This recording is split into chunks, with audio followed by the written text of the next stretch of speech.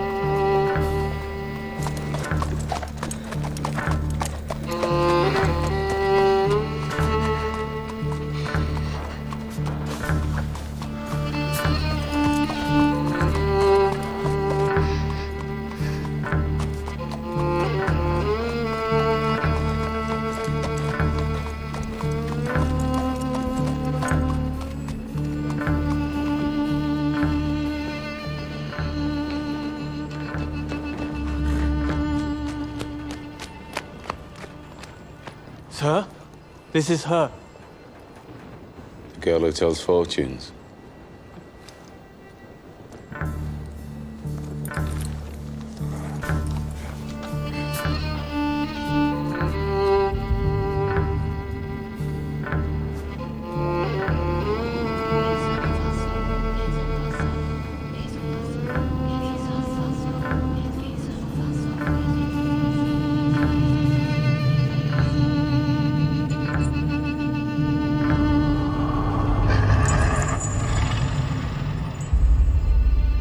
They're doing a magic spell to make her win a race.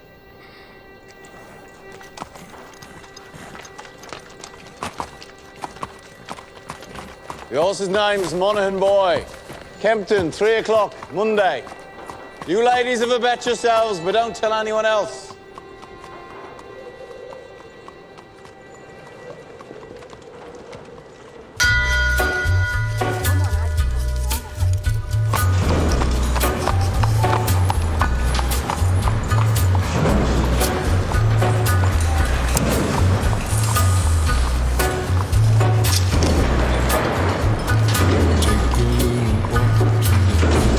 Abraham made his home in a cave, but it was good because God resided there with him. You see, children, God does not care if you live in a slum or in a mansion. Where secrets lie in the butterflies and the humming winds and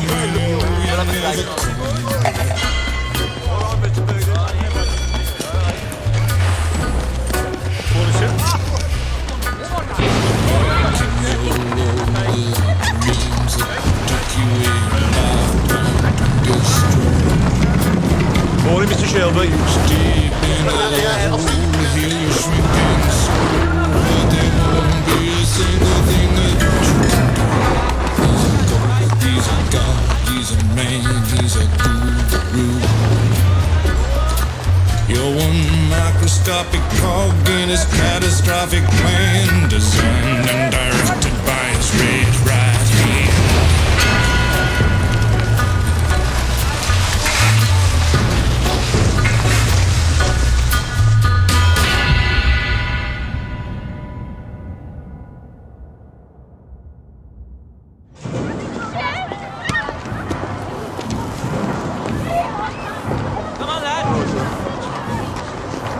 Mr. Shelby. Come on, hurry up.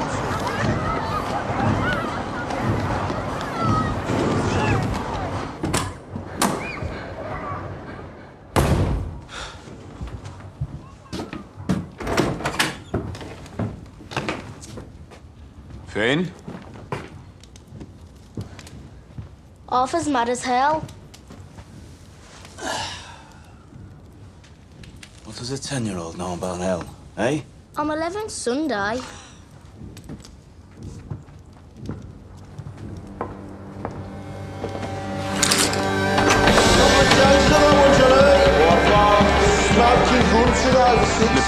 It's your best in now for the 2:30 at Kempton. What we got on Percy Piper? 5 again, running this off, mate. Down to 4. Okay, Morgan boy. You want to push that now, mate? Turn towards the hill.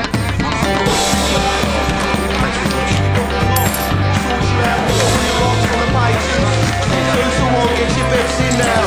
What do you say? Have you got sovereign? He's an old favourite. 4-1. In now. Tommy, look at the book. Yeah, what do you want, mate? Just look. Tommy! All on Monaghan boy. Good work, John. Tommy! Get in here. Now. That'll be 6 pennies, Nipper. That's 10 bob you'll see for that.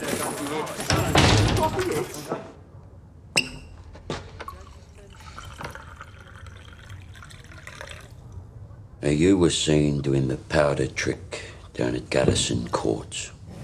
Times are hard. People need a reason to lay a bet. There was a Chinese. The washerwomen say she's a witch.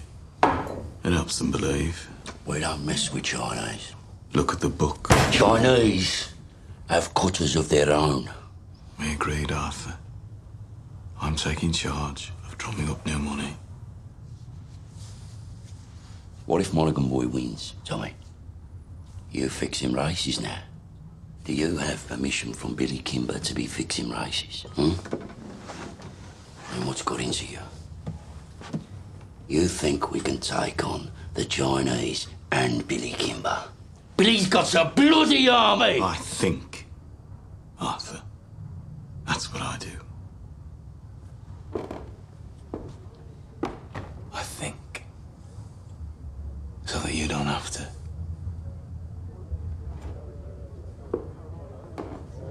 There's news from Belfast. Down from Trumside Heights. Down to National. I'm calling a family council tonight at 8 o'clock. I want all of us there. You hear me? There's trouble coming.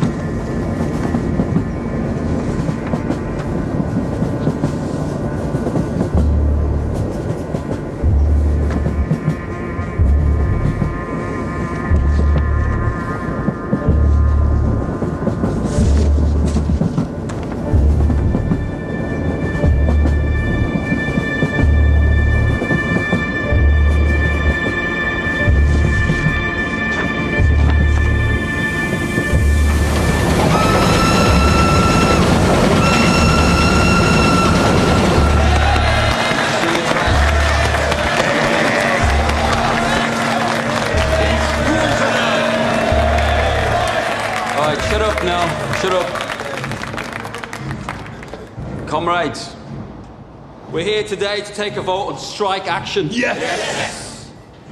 But before we have a show of hands for that, let's have a show of hands from all those who fought in France, all those who stood side by side with your comrades and watched your comrades fall. Raise your hands. The blood shed on Flanders fields, the sweat of your brows. Who reaps the rewards? Is it you? No. Is it your wives? No. Well, who then? Do they stand among us? No. Or do they sit at home, comfortable, with a full belly, while you scrape to find enough to put shoes on your children's feet? And what is the reward they offer you for your sacrifices made? A fucking cut in your wages. That is your reward. Raise a hand, all those who want to strike.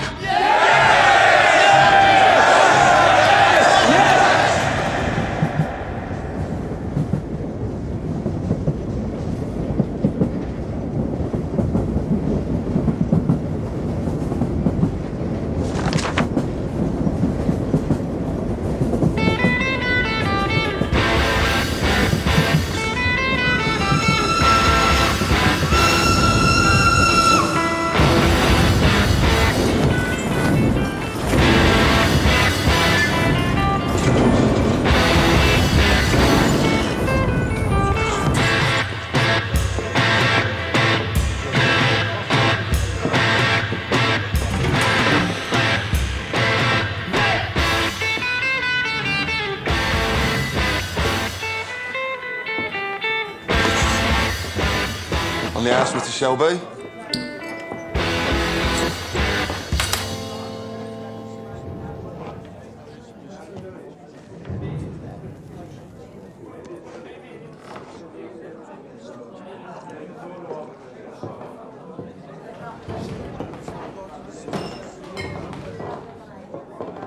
Take a mild. Right.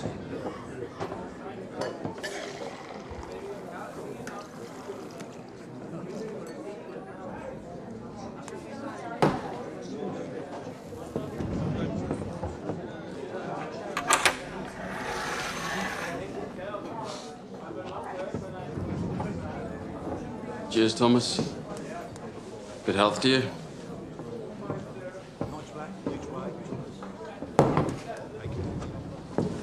Crown of a prince. Soon to be king, I'd bet. You don't bet. No. These past few days I've been speculating. About what? One of my union comrades has a sister, works in a telegraph office at the BSA factory. She says over the past week they've had messages coming up from London to the brass, from Winston Churchill himself.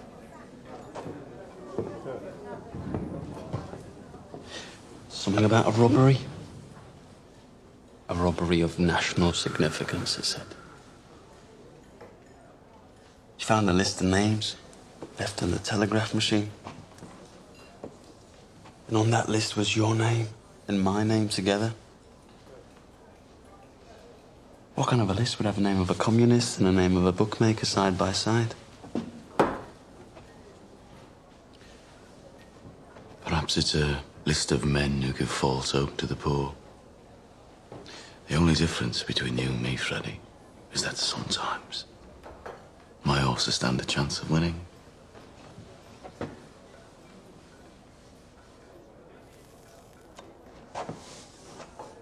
You know, there are days when I hear about the cuttings and beatings that I really wish I'd let you take that bullet in France.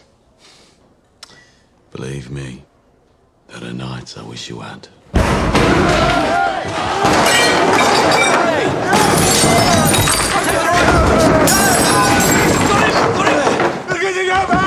On three! 1, 2, 3, down!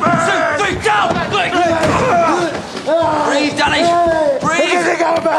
I got to go, mate! Danny, you're home. We're all home in England. You're not in France. You're not an artillery shell, Danny. You're a man. Hey! You're not a whiz-bang. You're a human being, Danny. You're all right. You're all right. You're all right. Up. Up. It's all right. It's all right.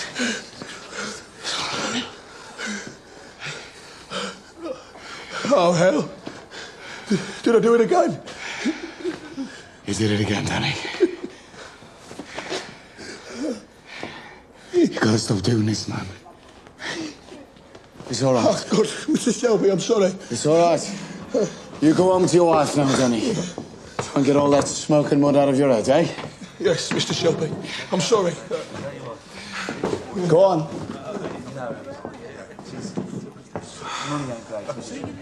Mr. Shelby, you have to do something about it.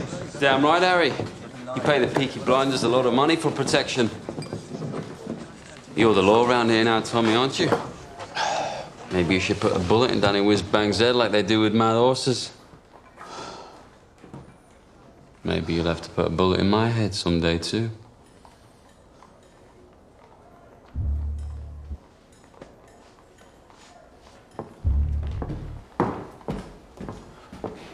Bring the bill to the Peaky Blinders. We'll take care of it.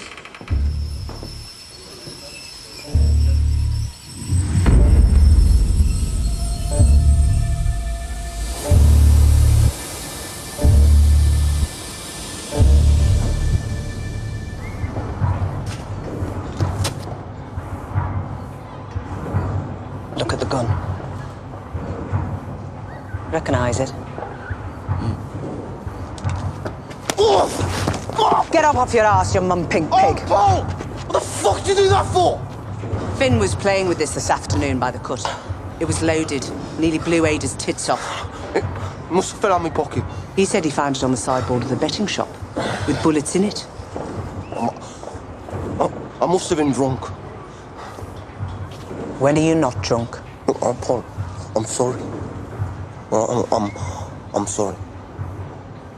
We'll keep this between ourselves if you swear not to leave guns lying around. Look, now having 4 kids without a woman is hard.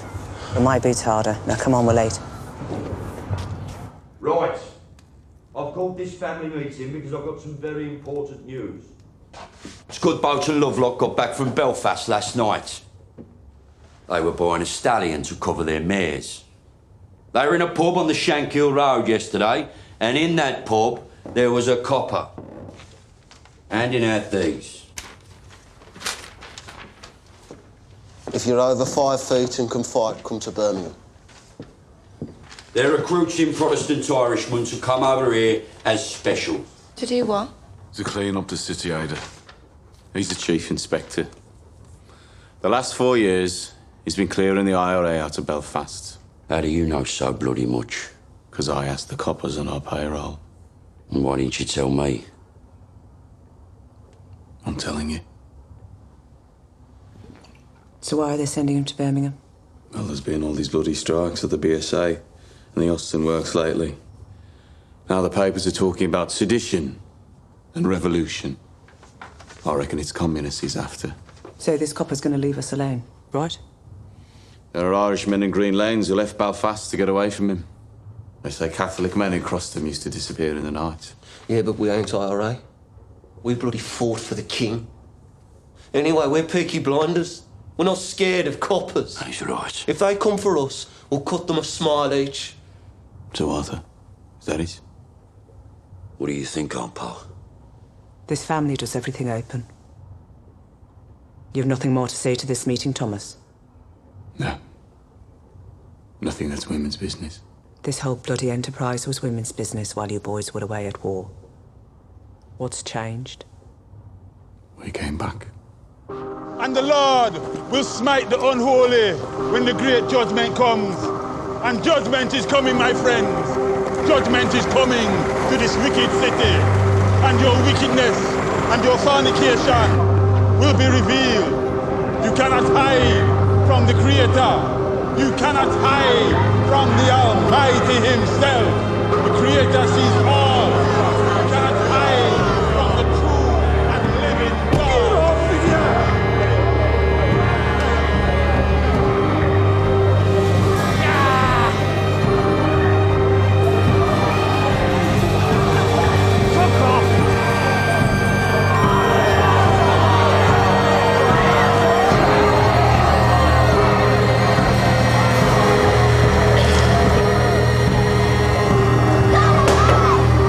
That's it, now don't go any further.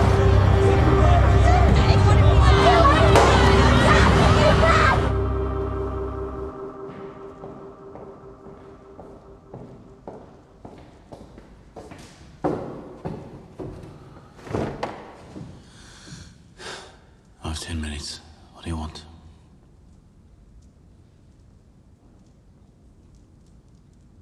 An explanation. Always been able to tell when you're hiding something. People around here talk. Some of them work at the BSA. I've been talking to the wives of factory hands. Detectives have been asking questions in the proofing shops. Nothing happens in that factory without you knowing about it. Speak. God and Aunt Polly are listening.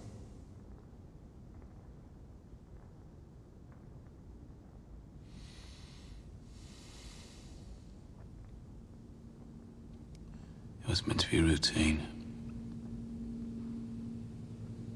I had a buyer in London for some motorcycles. I asked my men to steal me 4 bikes with petrol engines. I'm guessing my men were drunk. There's a still inside the factory makes tramline gin. They picked up the wrong fucking crate. The boys dropped it to Charlie Strong's yard as agreed. They Must have taken it from the proofing bay instead of the export bay.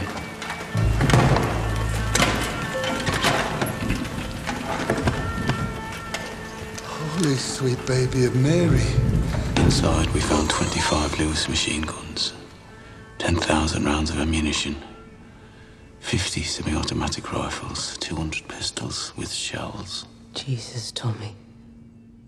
All bound for Libya. Sitting right there in Charlie Strong's yard. Tell me who threw them in the cut. We put them in the stables out of the rain. The guns hadn't been greased yet.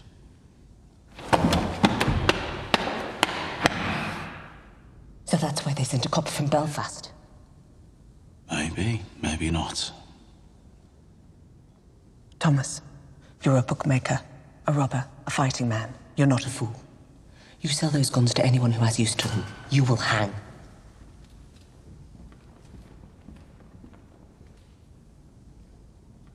Dump them somewhere the police can find them.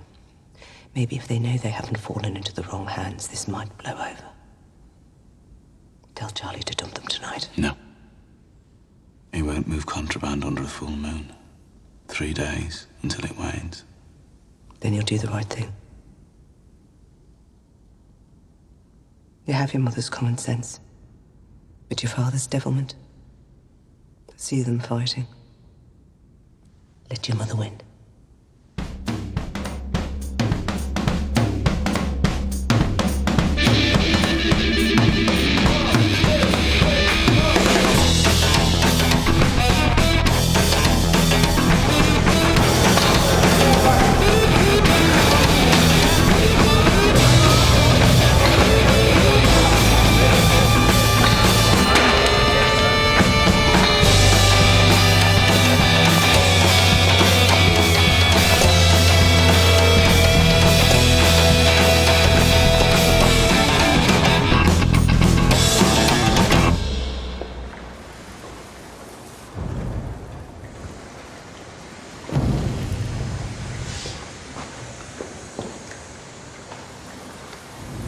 I got tickets for the Penny Crush. They're showing a Tom Mix picture. I'm not in the mood for the pictures tonight, Ada. Well, I'm not doing it here again. I got covered in mud last time. Let's just walk a bit. If we go down as far as Greet, we could go to a pub. Your brothers have friends in Greek. They have friends everywhere. We'd have to walk to London. I'm with you, because you're the only man around here not scared of them. Oh, I'm scared of them, all right. But you love me more than you fear them, right? I don't want to be always sneaking about. Soon, we'll tell them. When? How did the family meeting go? Usual. There's a new copper coming. I heard. And Tommy says he's after the likes of you. So maybe you should burn your books and stop making speeches. Oh, my Ada. The only princess of the royal family of the kingdom of Small Heath. I'm just a poor communist frog with a big mouth. Give me a kiss, Princess Ada.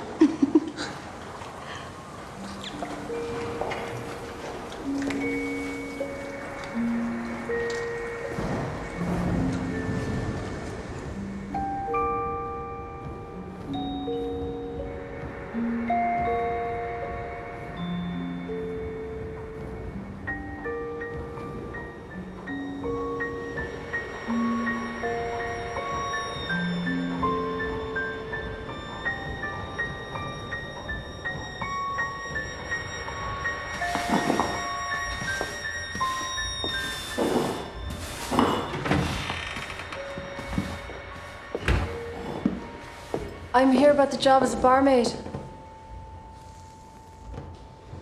Are you mad? Am I what? Do you know about this place?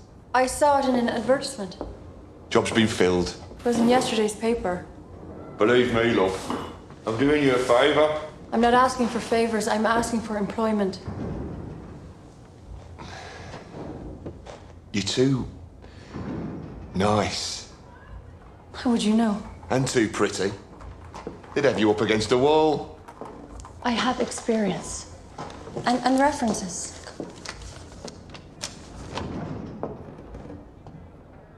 Part of Ireland are you from?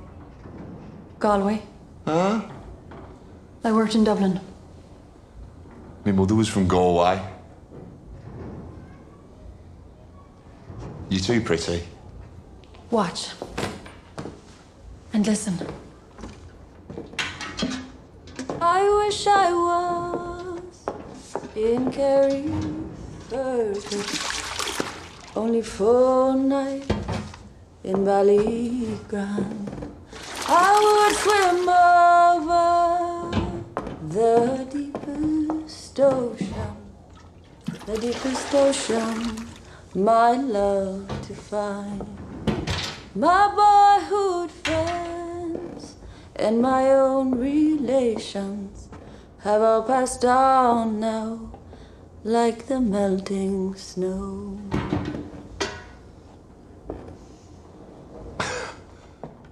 In Ireland, my singing made them cry and stop them fighting. Well, I hope you know a lot of songs.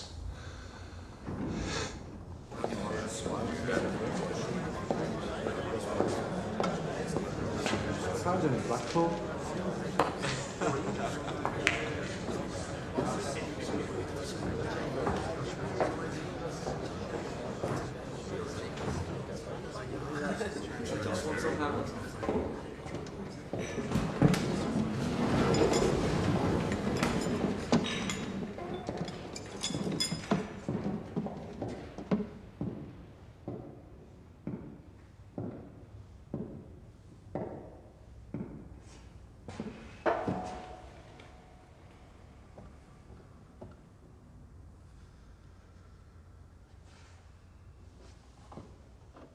Babies, discarded with the fish bones and eggshells.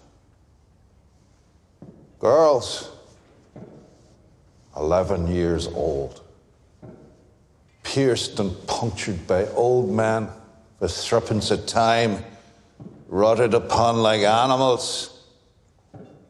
Degradation, fathers with their daughters, brothers and sisters sharing beds.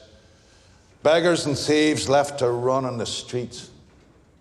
And astride the whole stinking pile of wounds and rotten flesh. Your masters, the men who you touch your cap to. The Peaky blinders. The vicious, merciless gangs who blind those at sea and cut out the tongues of those who talk. You are worse than them.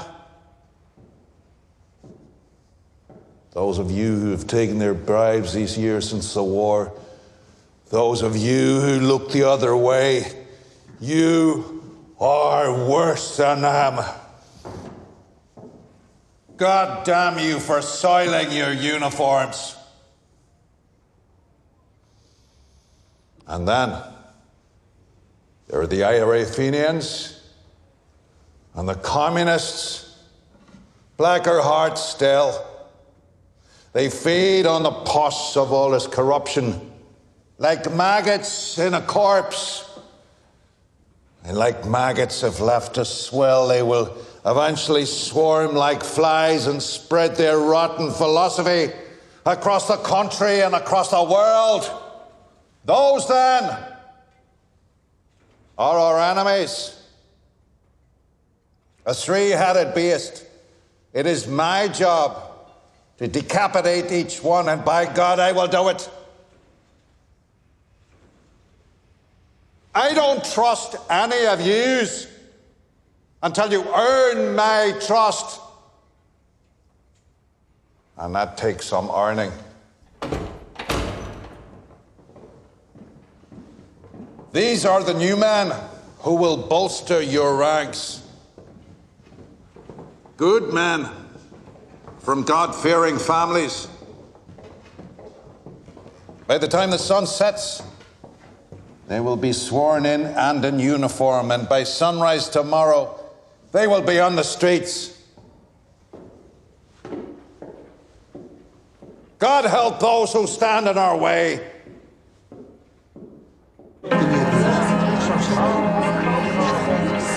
Shelby. Right. Mr. Shelby. This way. You see, ladies, when you're out with a blinder, you don't have to kill. Right. I want a blowjob off both of you before they let the ordinary people in. Where you go? Take your hat. What the fuck? Who the fuck are you? I'm Arthur fucking Shelby.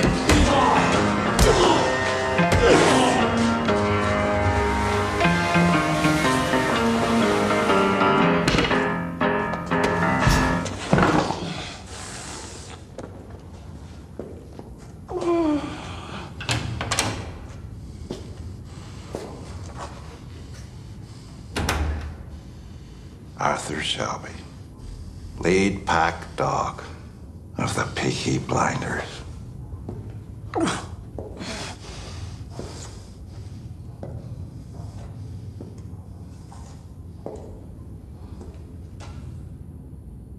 Look at me.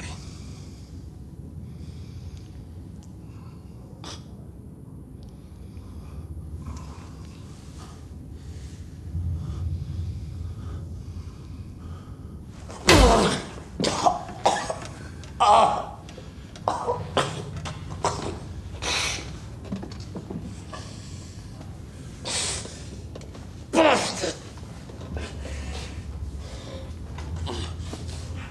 Your uniform? Terrifying, I'm sure. Do you have a gun?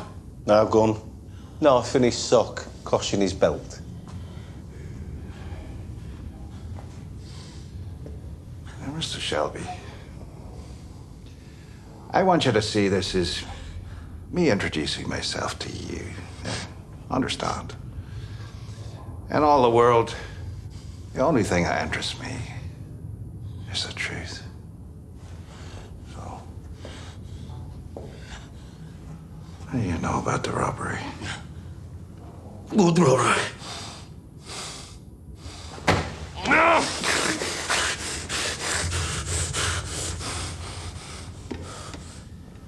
I will ask you again. What do you know about the robbery?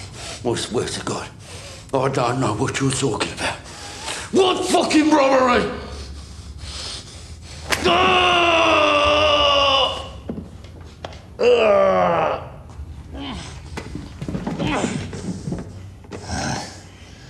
After 35 years of dealing with animals like you, I can tell just by snuffing the air whether or not you're lying. I'm not fucking lying. All right? I'm not fucking lying.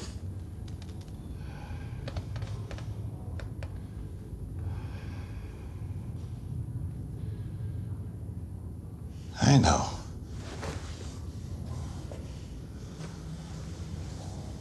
I see nothing of interest behind the blood in your eyes. And no blood in your veins that could carry even a trace of cunning or guile. But understand that. That is well within my power to have you and the rest of your scum family face down in the canal before the year is out. On the other hand, we can help each other.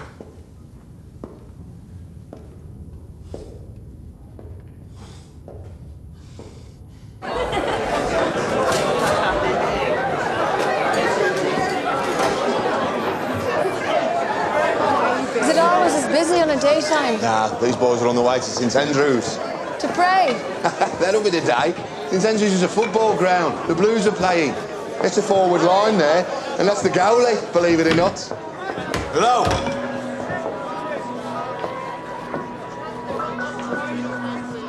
I need a bottle of rum. Grace, whatever it is, it's on the house. A whole bottle? White or dark rum? Don't care. Right, lads. Will it be 2? Thank you. Harry said it's on the house. Are you at home?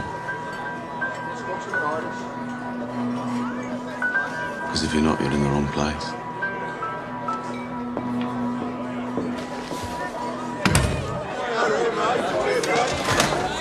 He's one of them you warned me about. Look, Grace, you're a friendly girl, but be careful. If I say something's on the house, then say nothing to whoever you're serving. If they decide that they want you, then there's nothing anybody could do about it. Lucky for you, since he got back from France. Tommy doesn't want anybody at all. Yes, lads. John wiped the blood out of his eye. Since when did you give orders? I'm a trained nurse. Don't make me laugh. It hurts me face. I bloody am. You went to one first aid class in the church hall and got thrown out for giggling? Not before I learned how to stop somebody from choking. I'm not bloody joking, am I? You will be when I wrap this cloth round your neck. Let me see him. All right, have this. Give me that.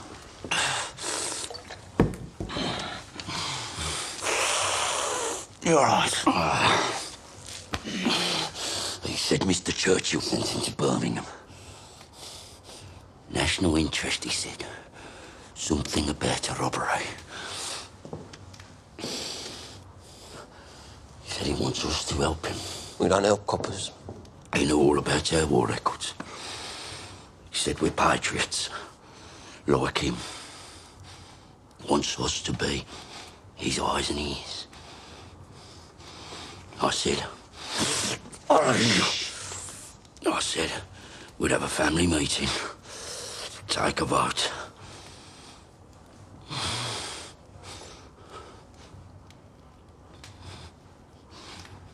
Well, why not? We've no truck with Fenians or communists.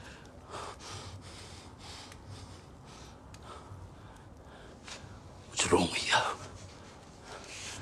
What the fuck is wrong with him lately?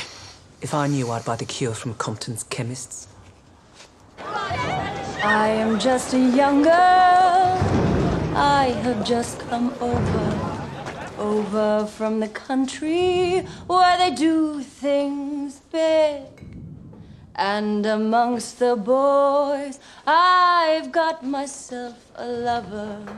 And since I have a lover, I don't care a fig. The boy I love is up in the gallery. The boy I love is looking at me. Can't you see him standing there, waving his handkerchief, as merry as a robin that sings on the tree?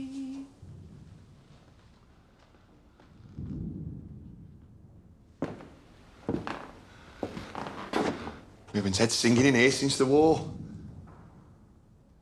Why do you think that is, Harry?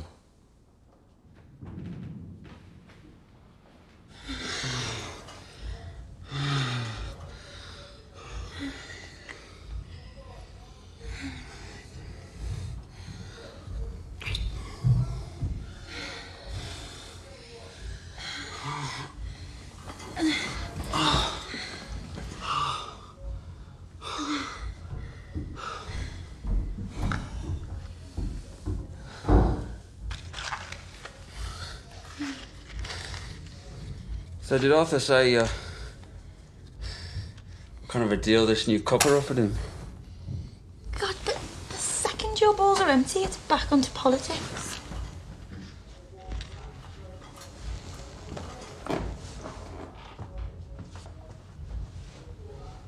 What did Tommy say? He didn't say anything. You know what he's like. Yeah, I know what he's like. Likes to take his fights onto the mud. Doesn't like to stand and wait. You know what he'd do if he found out about us? He could try. Sometimes it's like you're with me just to show you can. One day, me and Tommy will be on the same side again.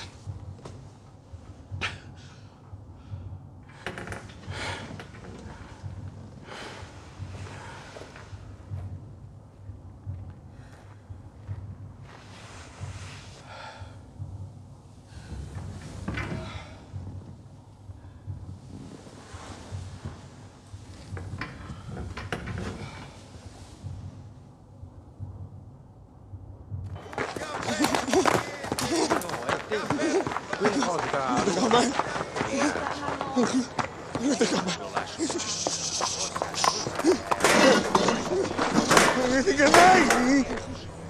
what you do? We're closed. Go home. Go home, crazy man. I say go home, crazy man. Ho detto va a casa, scemo. I said go home. Fix mayonnaise!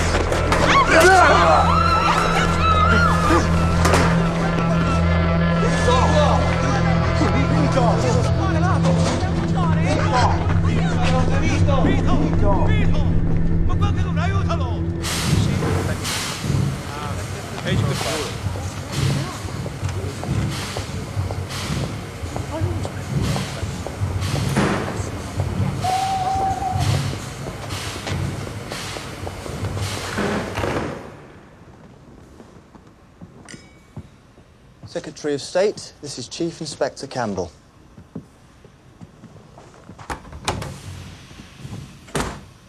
Mr. Churchill, sir. May I say what a great honor it is to meet you? Bit of a whistle-stop tour. Love the hat, by the way. Thank you. It's Beaver.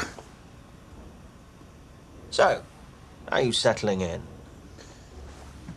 I've set up a command network. I have agents in place across the city who will act as my eyes and ears. And I've begun to interrogate suspects vigorously. You were in Belfast. I understand you broke a few Fenian hearts. A rat's nest, sir. So who do you think stole the guns? The Fenians or the communists? If it is the IRA Fenians, I will find them and find the guns. If it is the communists, I will find them and find the guns. If it is common criminals, I will find them and find the guns. To me, there is no distinction between any of the above. We chose you because you're effective, but remember this, Mr. Campbell. This is England, not Belfast. Bodies thrown in the rivers wash up in the papers here. We must keep the existence of these stolen guns out of the news, otherwise we're simply advertising them for sale. If there are bodies to be buried, dig holes and dig them deep. I want everything accounted for, down to the last bullet.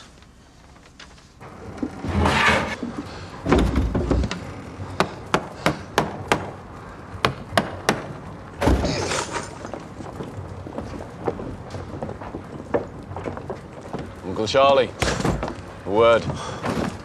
Get aboard. There's no moon. We can take them out to the turning point beyond Gas Street and leave them on the bank. They'll be found by railwaymen first thing.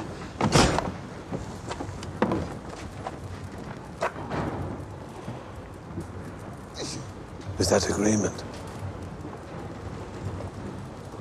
I changed my mind. You what? I have an alternative strategy. Tell Curly to take her out to the old tobacco wharf. There's a lock-up mooring we used to keep cigarettes. He knows it. When the boat leaves your yard, it's no longer your concern. Have you lost your fucking mind? Have you not seen the streets? They've sent a fucking army to find these things. That's right. They've shown their hand.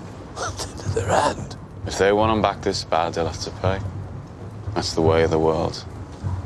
Fortune drops something valuable into your lap, you don't just dump it on the back of the cut. Your blood, Tommy. I've always looked out for you like a dad. You're going to bring holy hell down on your head. This copper takes no prisoners. I'm told he didn't serve. Reserved occupation. Is it another war you're looking for, Tommy? The Tobacco Wharf. By order of the Peaky Blinders.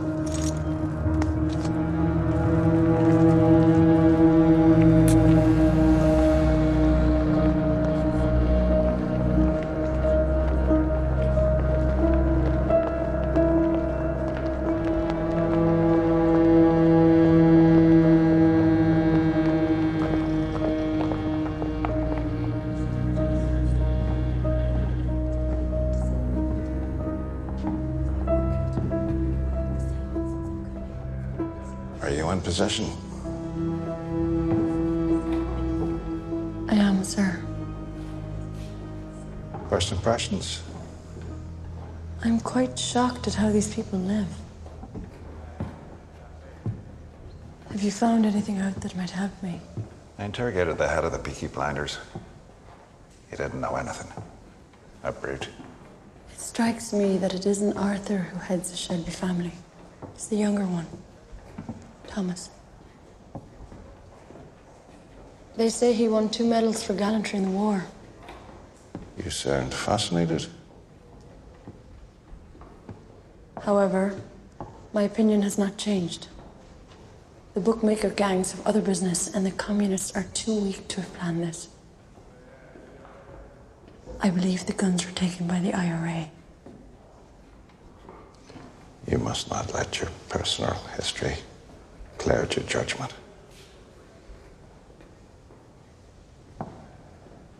What history?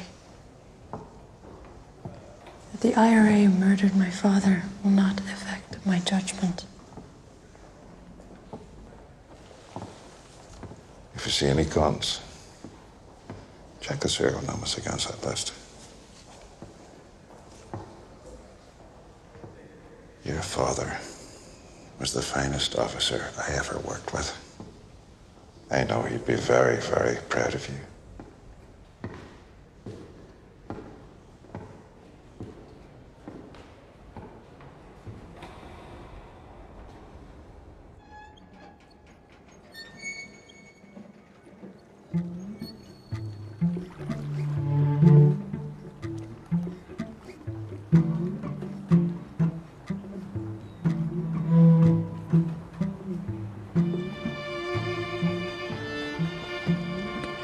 Danny, as you know, the man you killed was Italian.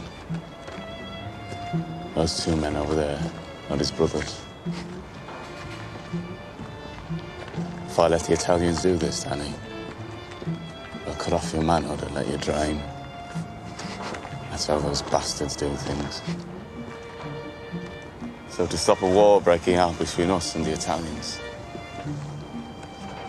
to save you from their barbarity, I said I would dispatch you myself. They're here to witness.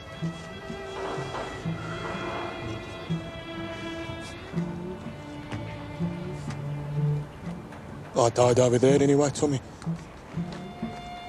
I left my fucking brains in the mud. You have any last requests, comrade?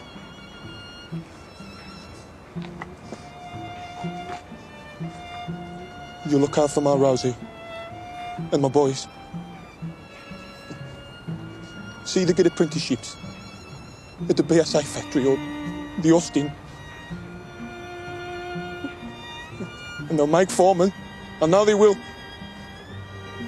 Just ordinary.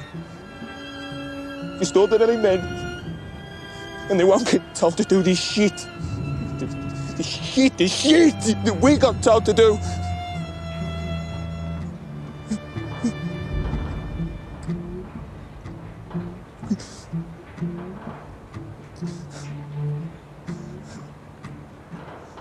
I suppose I ought to pray now.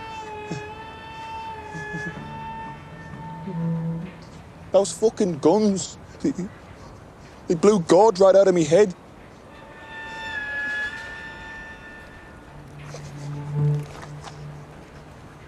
Is that bad for me? We have to get your body out of the city, Danny. This new copper, you know. Don't bury me anywhere there's mud, okay? Promise me. Bury me on a hill and tell Rosie where. You're a good man and a good soldier. Yes, Sergeant Major.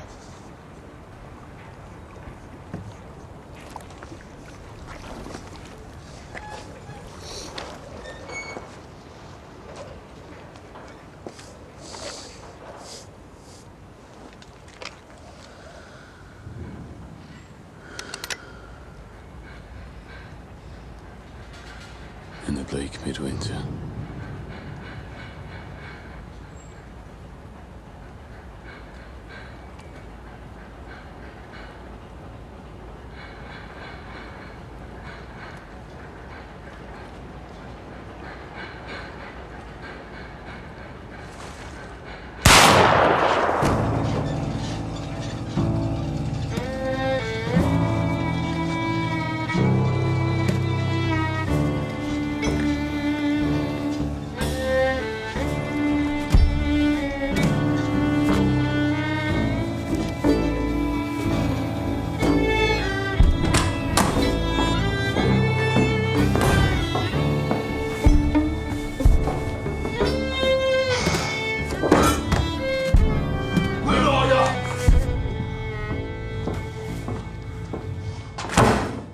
E01.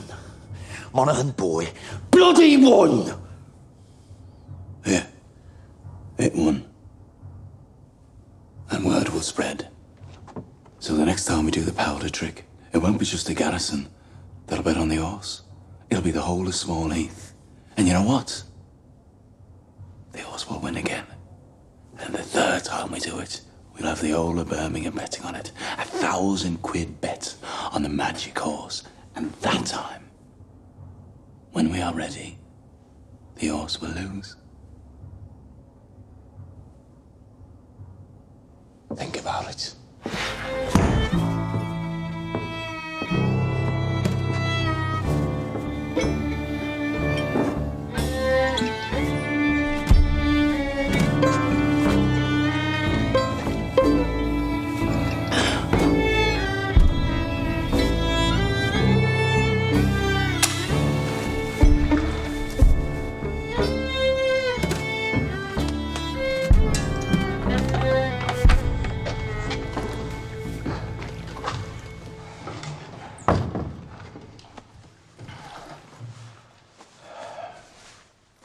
You okay, Danny?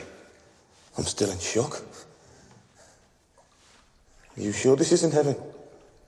If it was heaven, what would I be doing here? Tommy wanted you to think it was real. Try and knock some sense into you. A shell full of sheep brains, so it's pretty bad. Ah, it was meant to. So where are you taking me? London. Tommy has a little job for you. Give you a chance to say thanks.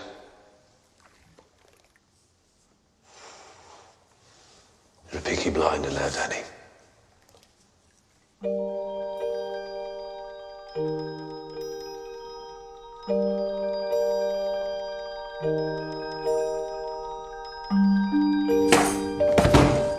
Bad week. Oh, there was no moon last night. I checked. Did you do the right thing? Yes, I did the right thing.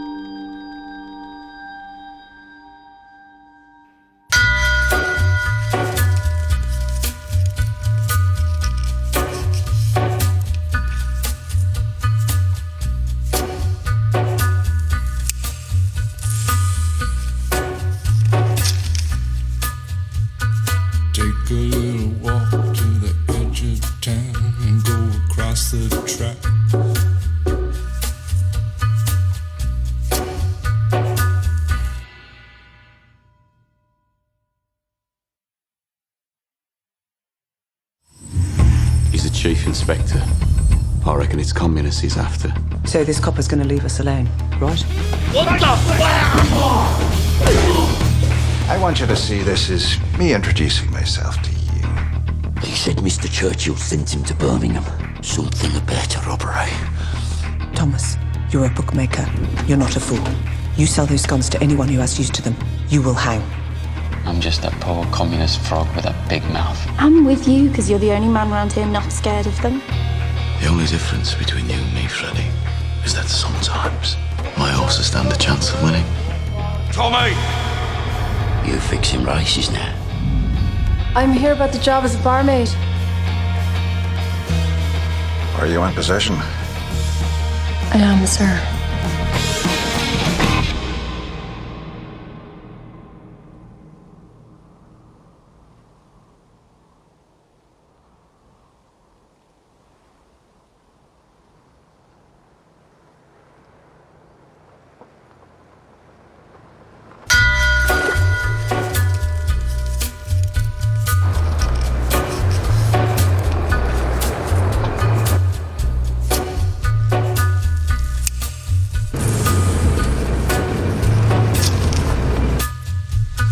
Take a little walk to the edge of town and go across the track where the viaduct looms like a bird of doom as it shook and cracked, where secrets lie in the border fires and the humming wire. I thought you said we were going to the fair. We have business first. Come on, bring your wits. What business? That's the Lee family. Tommy! Johnny Dogs. Tommy, how the hell are you? All the better for getting the city smoke out of me lungs. I thought you became a bit too grand for us. I've been busy. I'm riding with the Lee family now. I heard. Myself, I'd rather live among pigs. Come on, Tommy. No disputing. So your first fare since France? What do you know about France, you Warshire gypsy bastard? So this is the horse. And that's the car. But there won't be a single thing that you can do. He's a goat, he's a god, he's a man, he's a guru. You're one microscopic cog in Hang on a minute. catastrophic plan. You're not swapping the family car for a bloody horse. Of course we're not swapping it. Huh? That'd be mad. We're gonna play two up.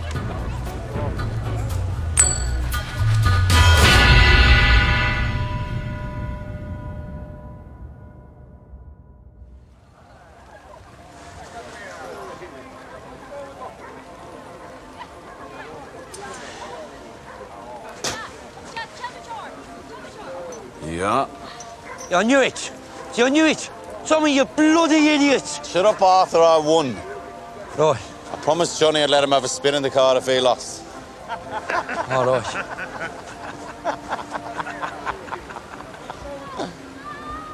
You Lee boys laughing at my brother.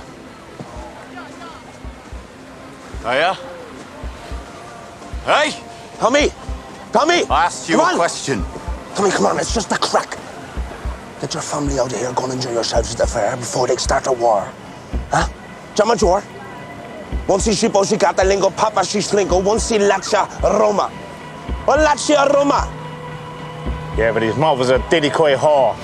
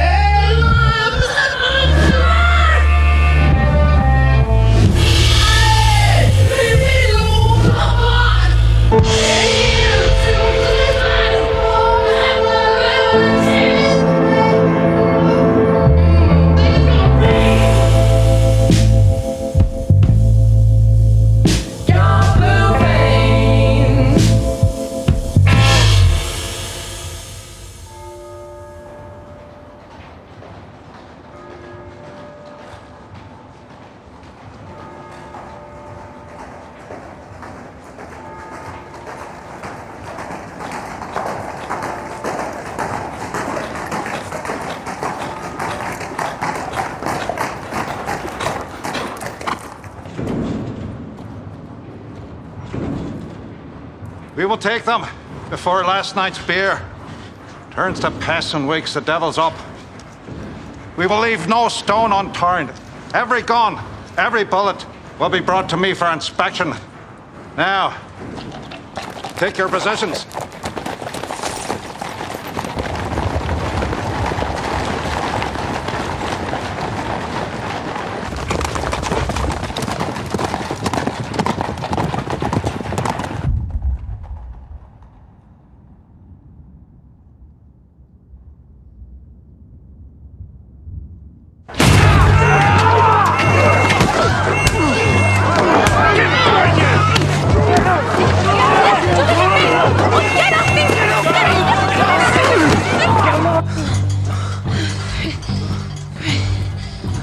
Freddie.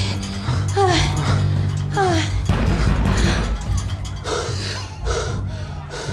you sure your brothers are at the fair? If it was them, they wouldn't knock.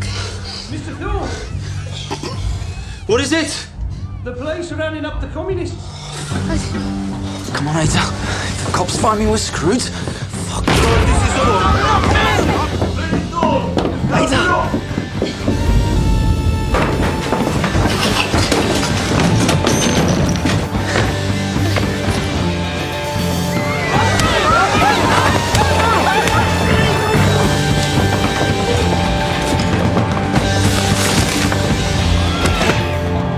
You have to jump, Ada. I'll catch you. Come on.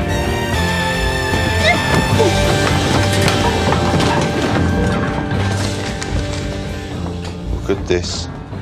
A prescription for iron tablets for Ida fucking Shelby. Mrs. Donovan! I need that favour. Come in and be quick. I'm not coming in. She is. Holy Jesus, it's the Shelby girl. Hey, you've not seen her with me, okay, Mrs. Donovan? Just give her a cup of tea and let her stay until the police are gone. She's the sister of those Peaky Blinder devils. And yet, she's an angel. Come on, Ada. What are you going to do, Freddie? Hey, I'm gonna have to leave town for a bit.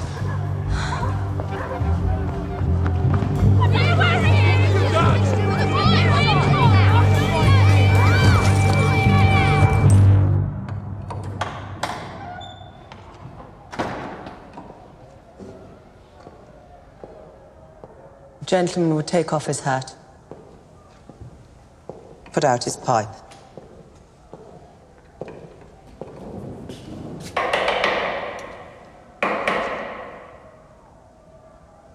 So you specials only dare come here when you know the boys are away at the fair?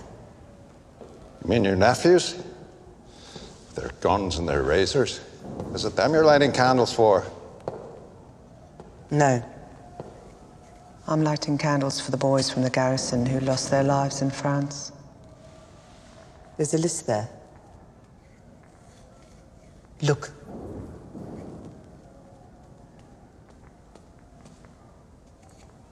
Here you didn't make it to France, Inspector Campbell. You've heard of me. I've heard of you. Is it the Holy Grail you're looking for? As a matter of fact, it is the Holy Grail I'm looking for. Something precious, something stolen. Perhaps you know what I'm talking about. Sorry. Misunderstood your intention when you pushed me against the wall.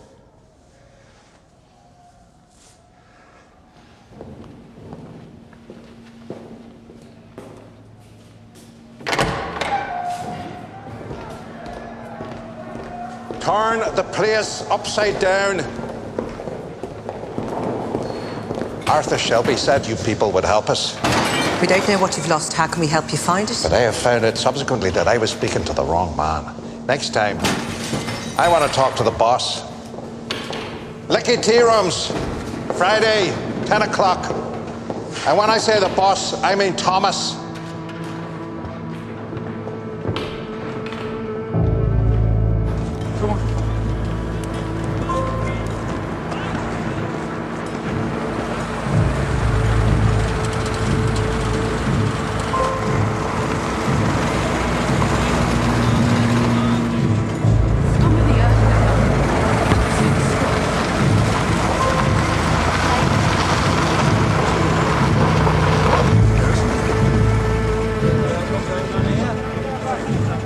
bloody hell's been going on here?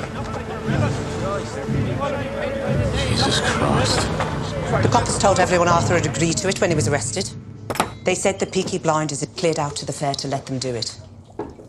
No, I never said nothing to that copper about smashing up bloody houses. All right, which pubs do they do? The Guns, the Chain, the Marquis, all the ones that pay you to protect them. The only one they didn't touch was the garrison. Make sure people think we were in on it. Smart as copper. So go on. Drink your beers. Get out.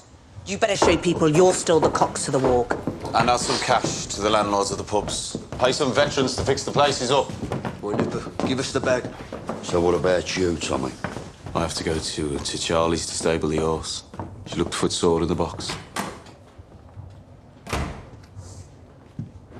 Let them see your faces.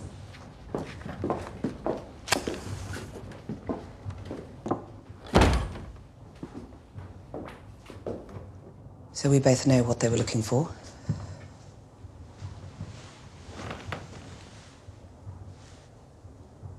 You don't read the papers.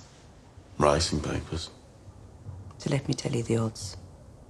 I reckon it's 3 to 1 there'll be a revolution. I wouldn't bet on that. That copper's betting on it. He's not going to let it rest till he gets those guns back.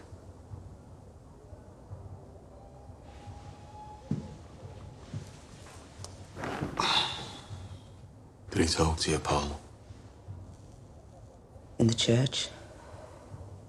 Did he try to find our Ada? She was sleeping.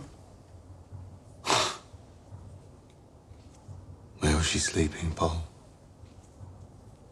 Thought you didn't care for women's business.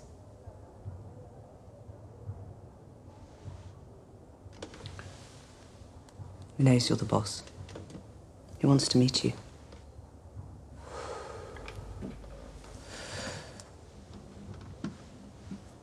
Will you talk to him? Yeah. You don't parley when you're on the back foot. We'll strike a blow back first.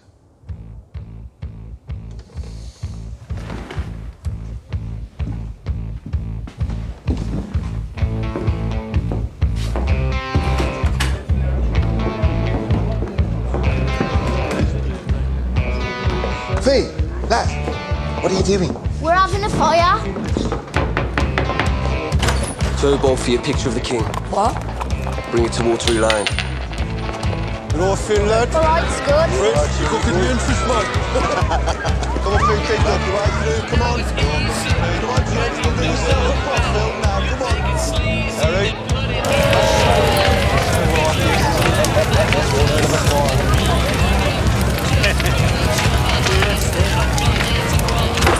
So come on, boys.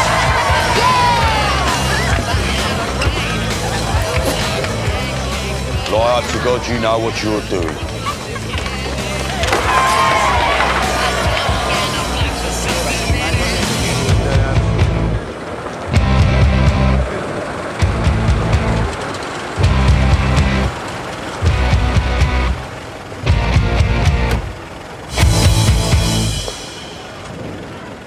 I'm a reporter with the Birmingham Evening Dispatch. I had a phone call. Someone called Thomas Shelby. Come with me. Come on, folks, there's a bit of room. Tommy. Be back for us, please, folks. You're Mr. Shelby? All the way back, please. I am. You said I would be protected. You're protected. What's going on? There are some things I want you to write down. Now, first of all, it's not the people around here that is loyal to the king. It's the opposite. You see, we don't want our beloved king looking down and seeing the things that have been done to us. So we are taking down his pictures. But why are you burning them? We went through hell for our king. Walked through the flames of war, write all this down. And now we're being attacked in our own homes. These new coppers over from Belfast, breaking into our homes and interfering with our women. We don't think our king would want to see that happening. So we are lighting fires to raise the alarm. May I ask you, in what capacity do you speak? No capacity. I'm an ordinary man. I won gallantry medals at the Somme. I want you to write in your paper what's going on here. Go on, go.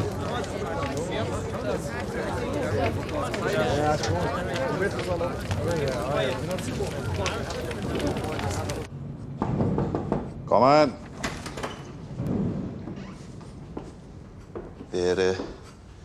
There's a telephone call for you, sir, on the London line. There is? It's almost midnight. It's Mr. Winston Churchill, sir.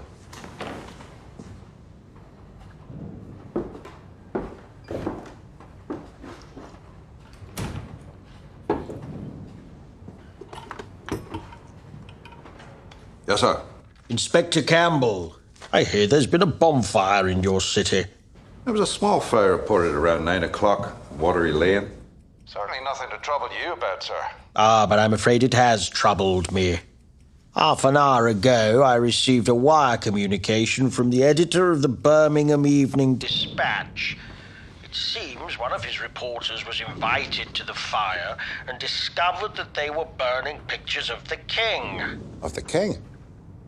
Any newspaper report which may cause embarrassment to His Majesty is always referred first and as a matter of routine to the Home Office. I will go down there immediately and arrest those involved. No, you most certainly will not make arrests. If there are arrests, there will be trials. If there are trials, there will be more newspaper reports, which will necessarily mention the burning of the king's likeness. I put you in Birmingham for one very specific reason. Are you any nearer to finding those stolen guns? We are making steady progress. We need results. Good night, Mr. Campbell. Sir, could I at least ask? Does this report name any of those involved? It names a Mr. Thomas Shelby. The report mentions he's a war hero.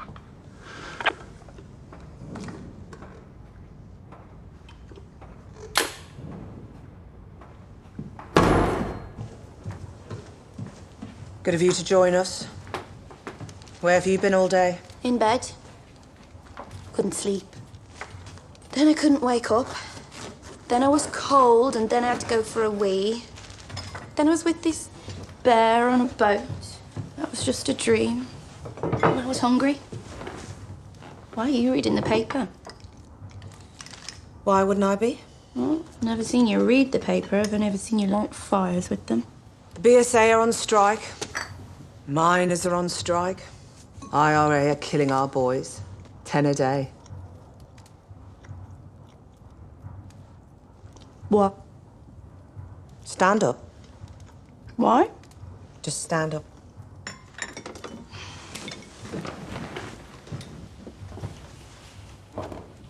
Side on. What are you doing? Ada. How late are you? 1 week. 5 weeks. 7 if you count weekends. I think it's a lack of iron. I got some tablets. But they didn't work. No.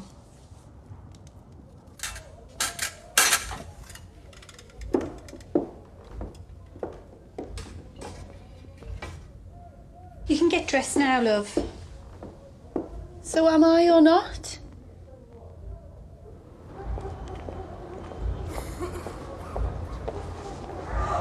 Keep bloody walking, Ada. If anybody sees us here, they'll know. I'm not getting rid of it, Pop. Just come home and we'll talk about it. You get off me or I'll scream it, I swear.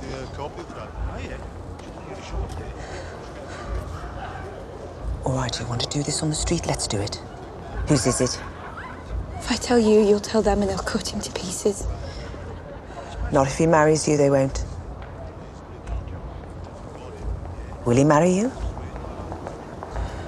I don't know where he is. Jesus Christ, Ada. Look, he's gone away, but he said he'd come back. Yeah, but they all say they'll come back. He's not like that. He's a good man, he promised. He will come back up, Paul. I know he will.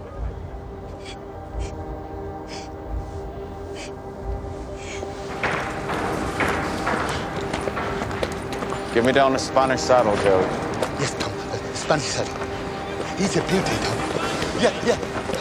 Beautiful, yeah.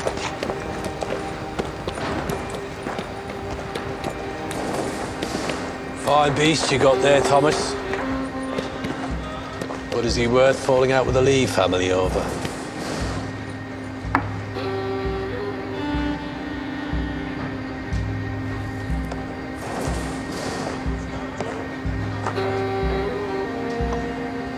Just passing it on.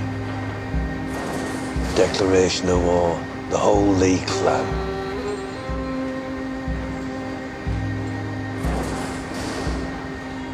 The guns, and now this. The guns are not spoken of. Right?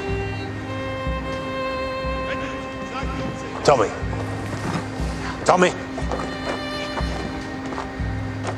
You mind how you speak to me? Forgive me, Uncle.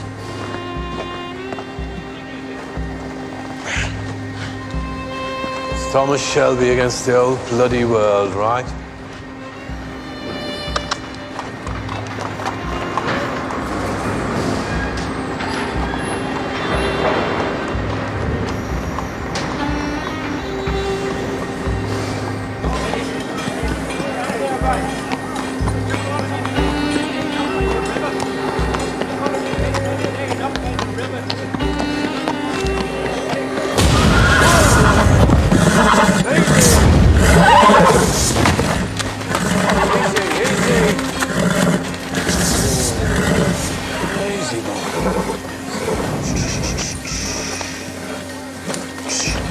In France, we used to say, it's just a music hall band turning up. It's just trombones and tubas, that's all. It's just noise. It's just noise, hey? It's just noise. You get used to it. It's just noise. Good boy. Good boy.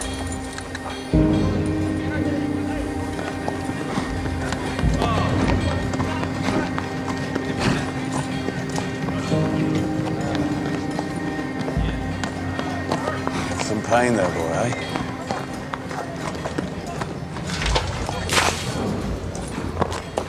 I'm so sorry, Mr. Shelby. I'm Grace, by the way. I know who you are. What's his name? He doesn't have a name. Poor boy deserves a name. You have something to say to me? The other night she came into the pub when I was singing. You said singing wasn't allowed. I'd like there to be one night a week when they're singing. I think it would be good for everyone. Saturday nights. Harry was too afraid to ask you, so... But you're not. I am. But I love to sing. You sound like one of those rich girls who comes over from Dublin for the races. Do you like horses? How'd you fancy earning some extra money?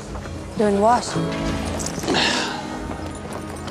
Do you get out a nice dress? I want to take you to the races.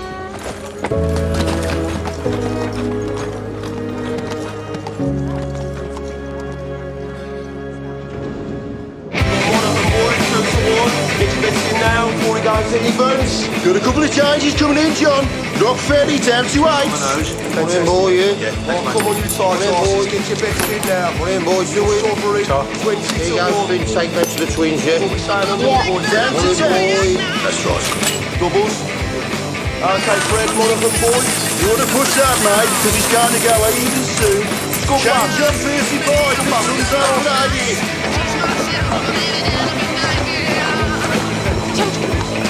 Sorry, Mr. Shelby.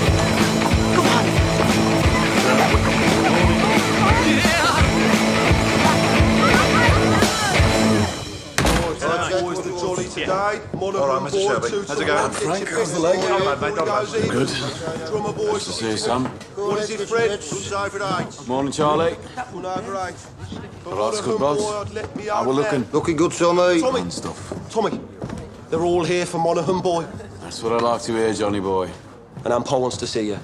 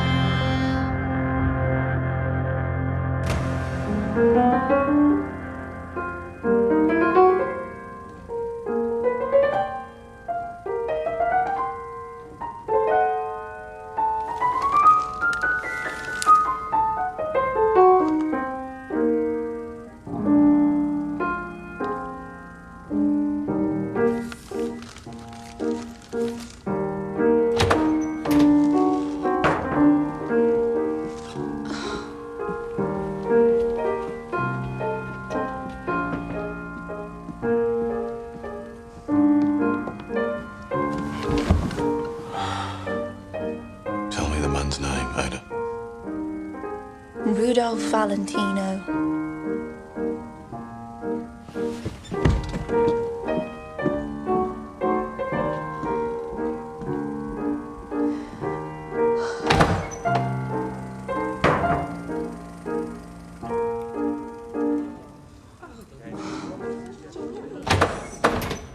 Get out.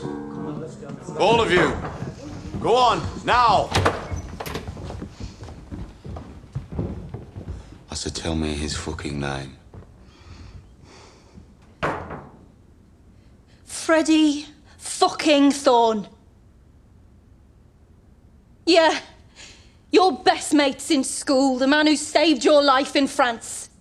So go on, cut him. Cut him up and chuck him in the cut. Oi! I'm a Shelby too, you know. Put my fucking film back on.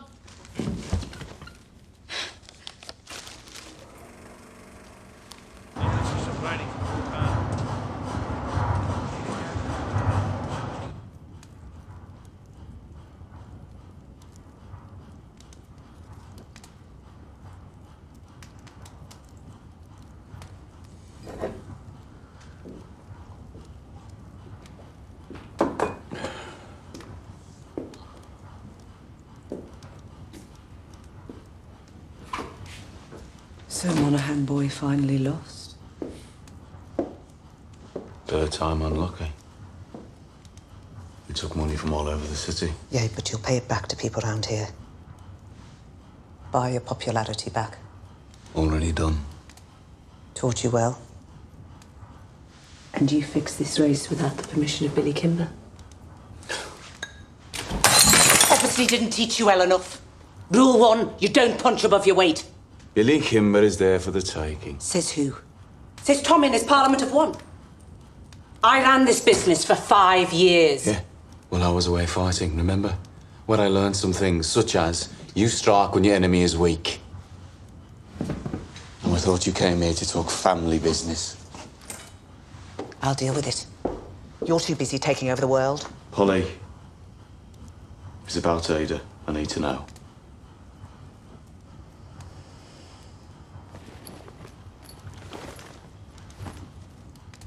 Ada wants you to give Freddie this letter. She wants Freddie to know she's having his baby. He deserves an opportunity to do the right thing. I say we give them a chance.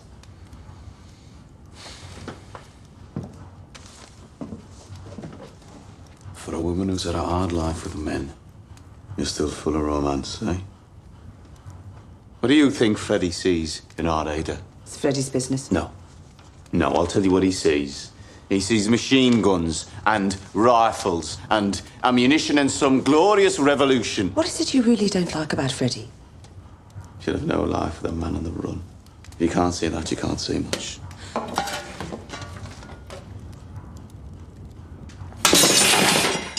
Damn them for what they did to you in France. Tell Ada Freddie went to America. Oh, Russia. Paul, it'd do no good for Ada to bring a baby into the world alone. Paul, listen. The truth is, you would have hit me with that thing if it weren't for the fact that you know I'm right.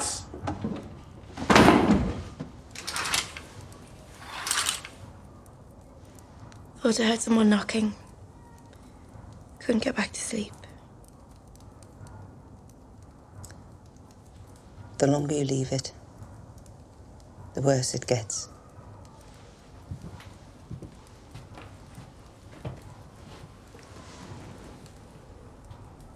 Believe me, I know. I was 16. And I didn't dare tell anyone. Polly, Freddie will come back. In the end, I did it myself. I did it to myself. And I almost died. And he didn't come back. They don't. Why should they? You know the words. You're a whore. Baby's a bastard. But there's no word for the man who doesn't come back. One day, on your wedding day, you'll have a good man on your arm. And you'll say, Polly, thank you for common sense.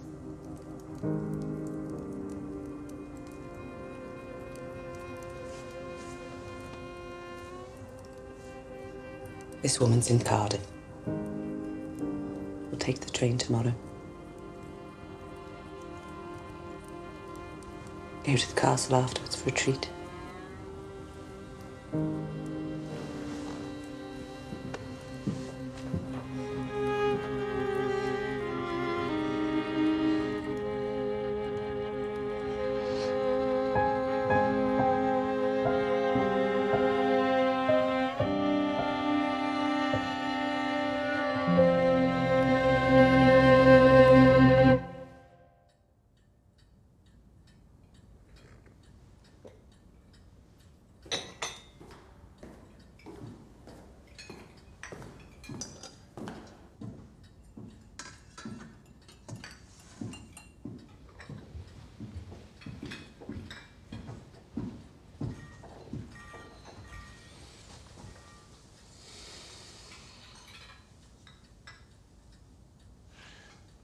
I chose this place because it is outside both of our jurisdictions.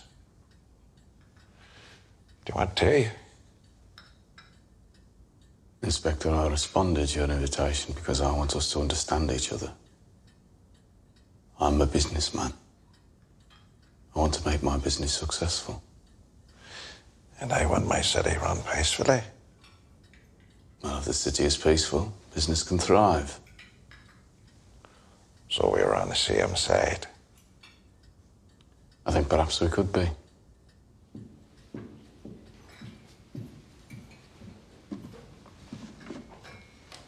Night. How can we be on the same side when I see things like this? My men found this in the bedroom of a known communist. It has your sister's name on it. It was obvious she'd been sleeping in his bed. Are you also in bed with the communists, Mr. Shelby? I do not share their fantasy.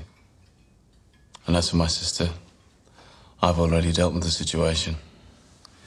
Freddie Thorne is at the very top of my list. I'll cross him off. He won't be returning to the city. I'll make him part of our deal. What deal?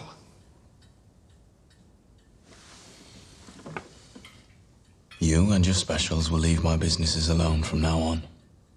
No more raids into our territory, no more smashing up pubs, no more lifting my runners. You will turn a blind eye to all of my gambling operations. Also, I am planning an expansion onto the racetracks. I intend to do business with Billy Kimber. He runs most of the legal trackside betting outside of London. He has policemen on his payroll.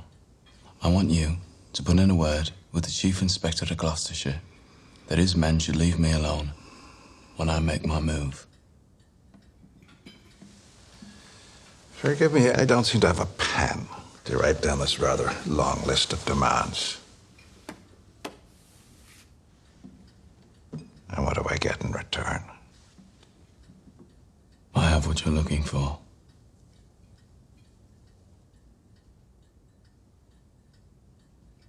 I have the guns. What guns? We're not here to play games. Wait.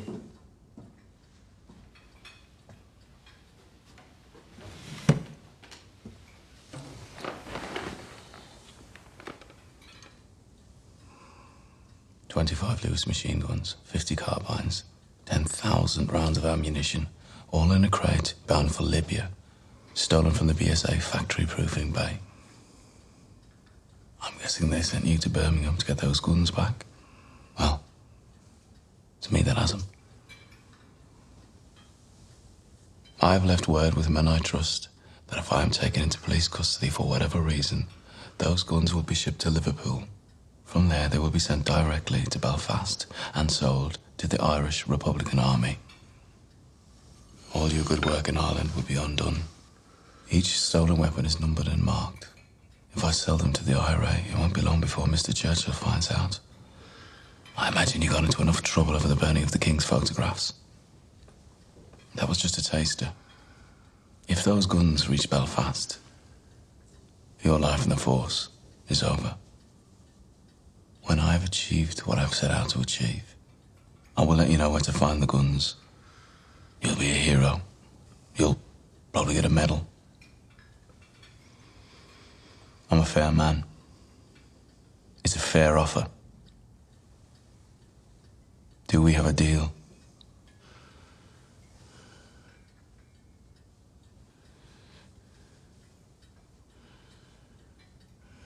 I need an answer. Right now.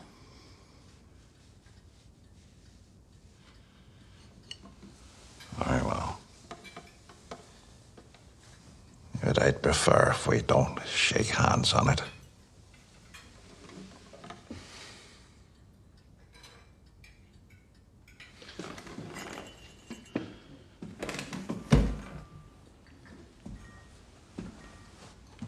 Now, why would I shake the hand of a man who didn't even fight for his country?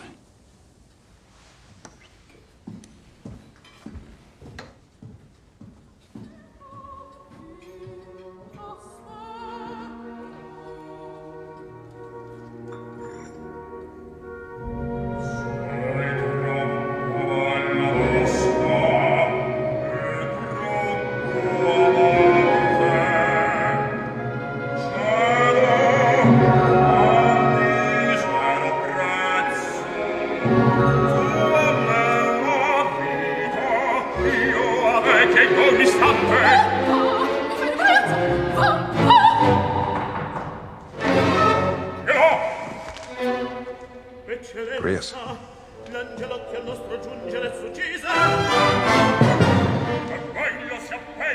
I have new information.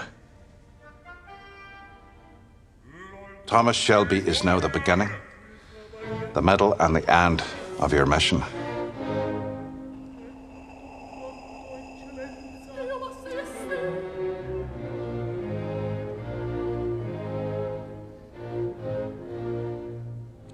So what shall I do? It hurts me as much as it would a father sending his own daughter into a whorehouse, but no matter how repugnant it may be, you must do everything you can to get close to him and find out where those guns are heading. Of course, when I say everything, I don't mean. You underestimate me in every way.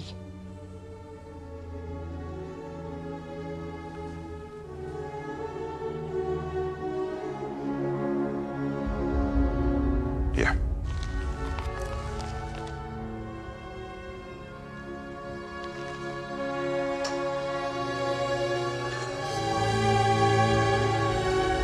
You are now active on a military operation on behalf of the Crown.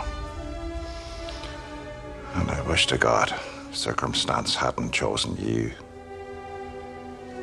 That's what I'm trained for. I'm late for my shift.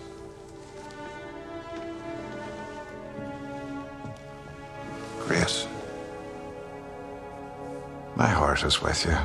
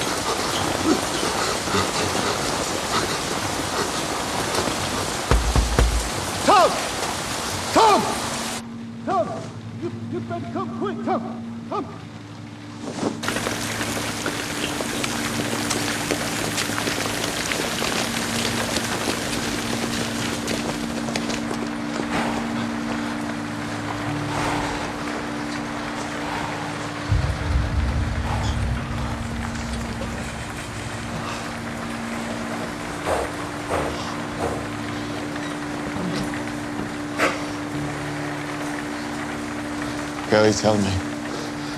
Custom. Kelly. Shh. Kelly.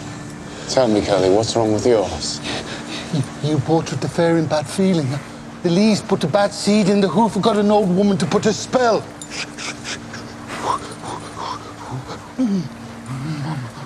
So those Lee bastards cursed him.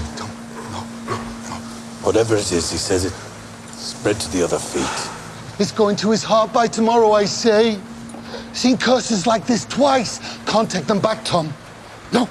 I told you, Tommy. Let our enemies to have them black blood gypsies. Get out. Get out, Curly.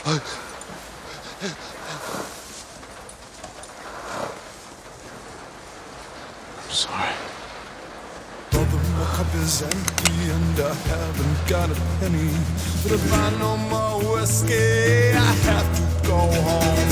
I am the captain of my fate, the bit, the bridle, and the thrashing cane, the stirrup, the harness, and the whip and mane, the pickled eye and the shrink and brave.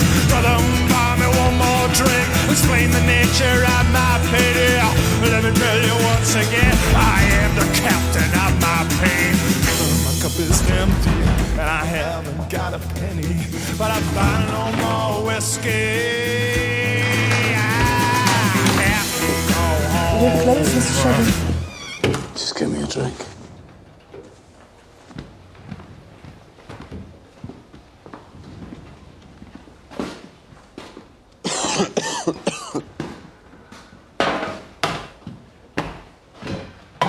Shall I leave you alone? Came here for company. Where's Harry? He took the night off. He went to the pictures.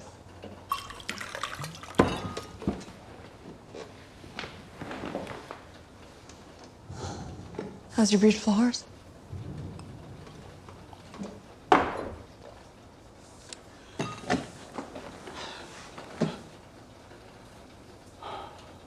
I just put a bullet in his head.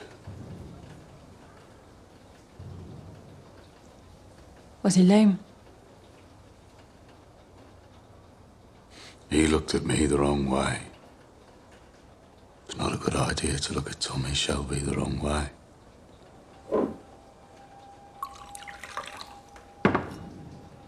What a waste. Yeah. A waste is what it is.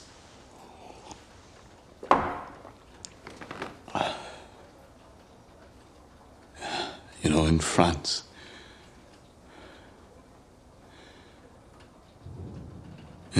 I got used to seeing men die.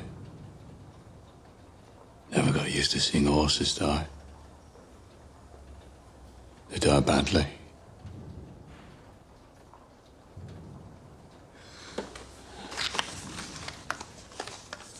don't get a dress like you asked. Thanks. It's Cheltenham you're talking about.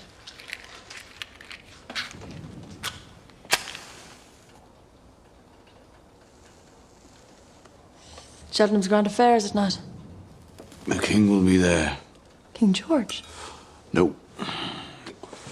King Billy Kimber and all his men. What must I do? For £2, you'll do what I ask you to do. I want 3. If I am meeting a king, I won't be wearing a cheap dress. And I ask you to let me sing. It's part of the deal now, too. Since when?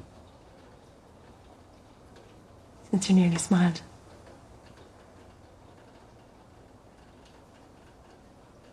Saturday nights, open and easy. Everyone gets to sing their song just like we did in Dublin. You never worked in Dublin. So don't lie to me. I asked around about that pub you said you used to work in. I have friends over there. No one has heard of you.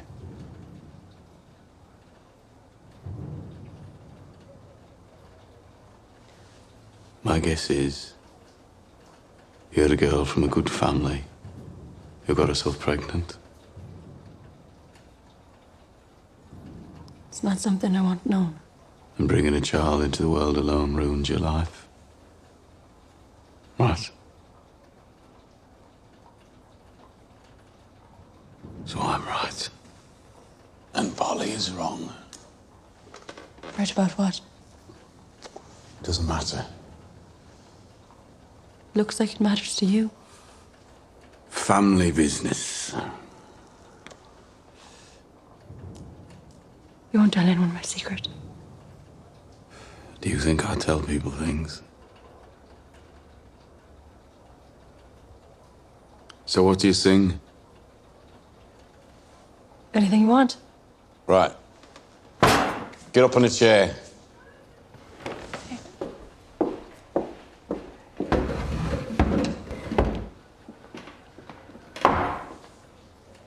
Happy or sad? Sad. Okay. But I warn you, I'll break your heart. Already broken.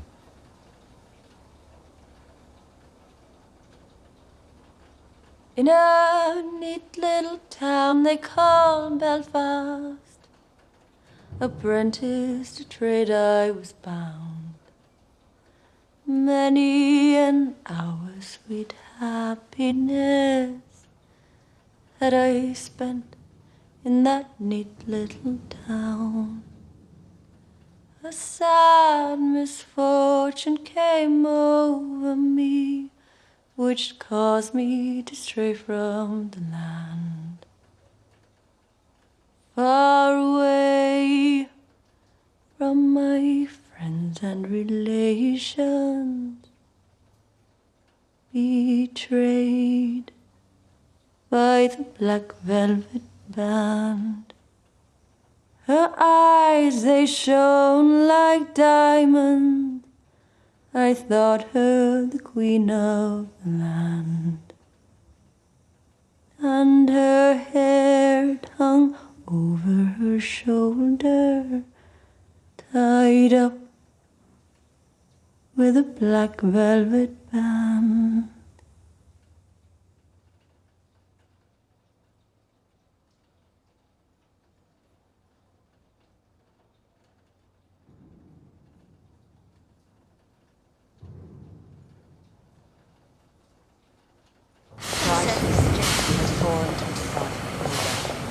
You okay? Yeah, it's fine. I think there's some more carriages over there that are going to be empty, but we... Jesus. Freddie. You came back? I got a tip-off. Freddie, Tommy will kill you. It's Tommy who tipped me off. Maybe he's got half a heart after all. Tommy got a message to me. Said get out of town. Take her with you. So, Ada Shelby. Will you marry me? Yes. Yes. Yes.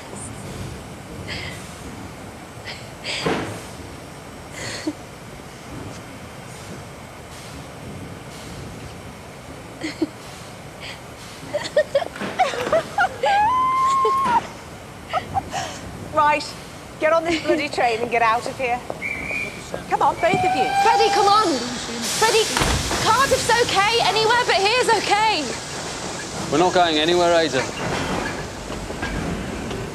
We're going to stay here. We're going to marry here. I'm not afraid of Tommy Shelby.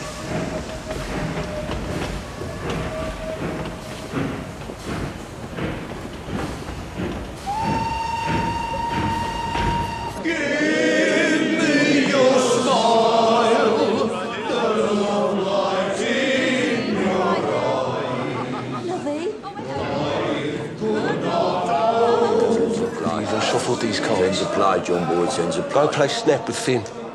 Did you want whiskey as well? No, just beer. Why no whiskey, Tommy? You expecting trouble? Jesus Christ, Tommy, what the hell made you let them sing? It's like they're strangling cats out there. All right, 20's the play, come on.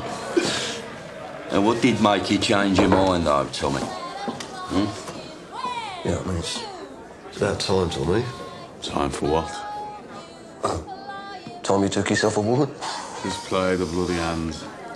You stay the way you are, Tommy. Remember what Dad used to say?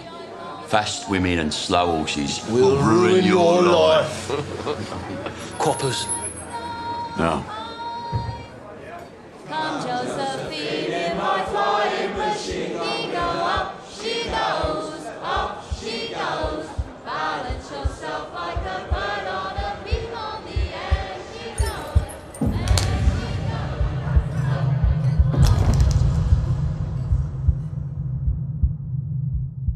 goes. Holy shit. It's Billy Kimber.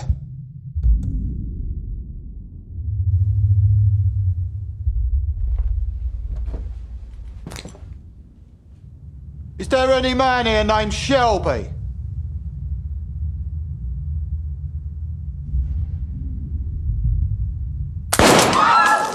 I said, is there any man here named Shelby?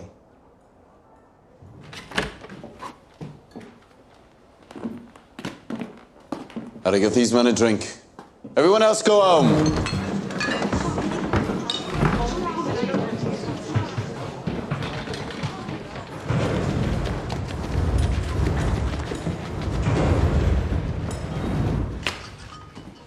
You go home. But Mr. Fenton said... Let's go home. I've never approved of women in pubs, but when they look like that... You said you wanted men called Shelby. You've got 3 of them. Right, I never heard of you. And then I did hear of you, some little diddy coy razor gang. I thought to myself, so what?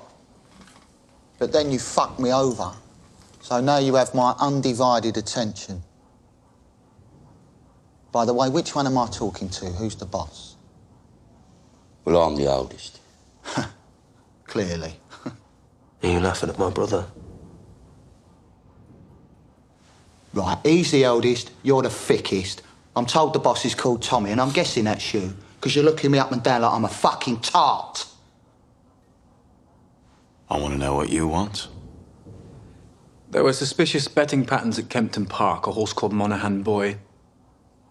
He won by a length twice and then finished last, with £3,000 bet on him. Which one am I talking to? Which one of you is the boss? I'm Mr. Kimber's advisor and accountant. And I'm the fucking boss, OK? Right, end of parley. You fixed the race without my permission. You fucking gypsy scum. What, live off the war pensions of these poor old Garrison Lane widows? That's your level. I am Billy Kimber. I run the races, and you fixed one of them, so I'm going to have you shot against the post. Mr. Kimber.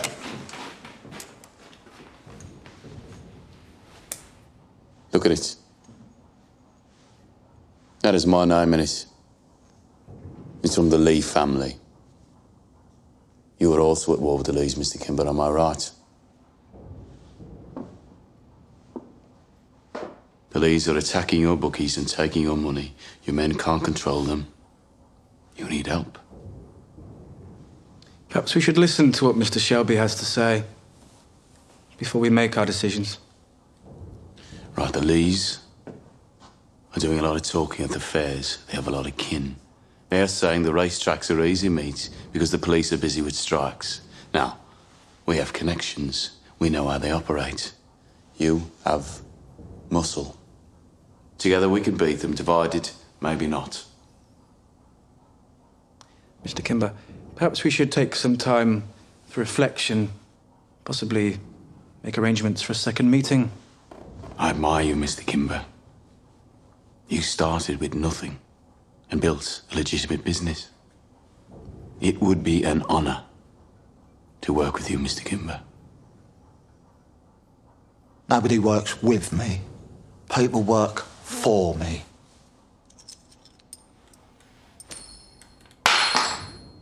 Pick it up, Pikey.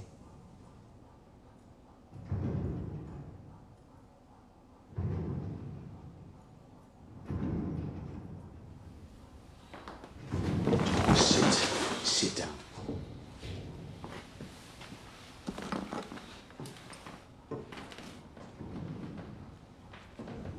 It's for your ceiling. Thank you, Mr. Kimber. We will be at Cheltenham. As will I.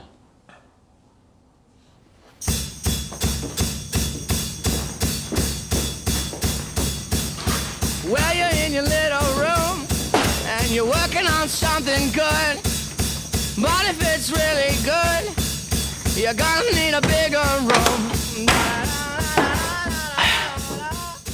So you picked a fight with the Lees on purpose. Tommy, we can't mess with Billy fucking Kimber. Get yourself a decent haircut, man. We're going to the races.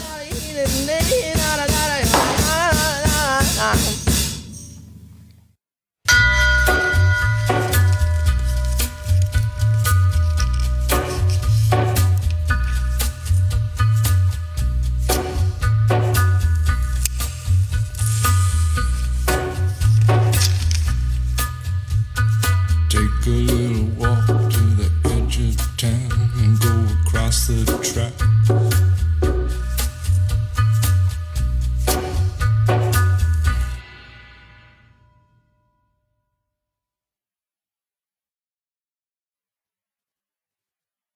I intend to do business with Billy Kimber. Is there any man here named Shelby? I'm planning an expansion onto the racetracks. It would be an honor to work with you, Mr. Kimber. Nobody works with me. People work for me. Danny, you're a good man and a good soldier. Yes, Sergeant Major. Freddie Thorne is at the very top of my list. Well, cross him off. He won't be returning to the city. We're not going anywhere, Ada. We're going to stay here. We're going to marry here with our baby. I'm not afraid of Tommy Shelby. Thomas, you sell those guns to anyone who has use to them, you will hang. Dump them somewhere the police can find them. No. Thomas Shelby is now the beginning, the middle, and the end of your mission. So what shall I do? You must do everything you can to get close to him. Dig out a nice dress. Want to take you to the races? I warn you, I'll break your heart. Already broken.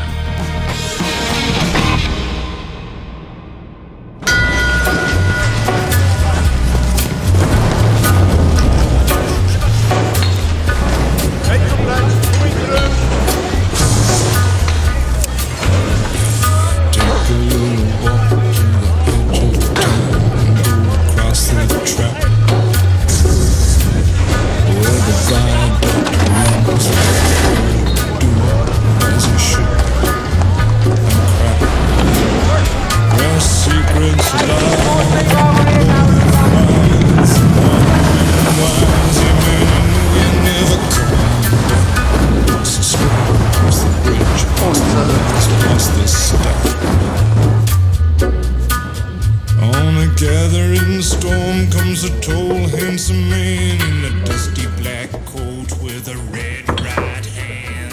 bottle of whiskey and 3 glasses, please. Scotch or Irish? Irish.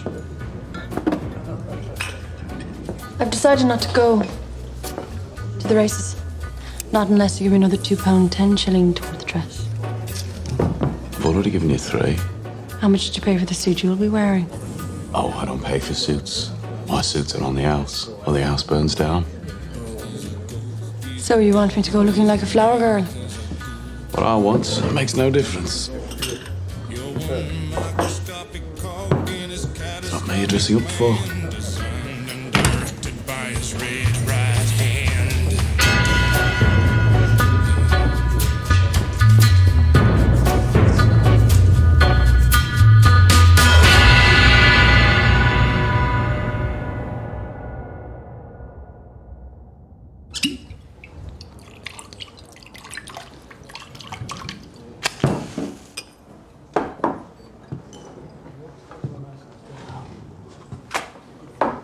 You'll forgive me, Mr. Shelby, if I indulge a little.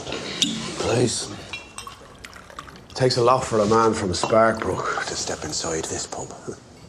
Anyone with money and good intentions is welcome in the garrison. Now, you said you had business. It's delicate, Mr. Shelby. It's a question of who knows what about what. Concerns the factory down the road at the BSA.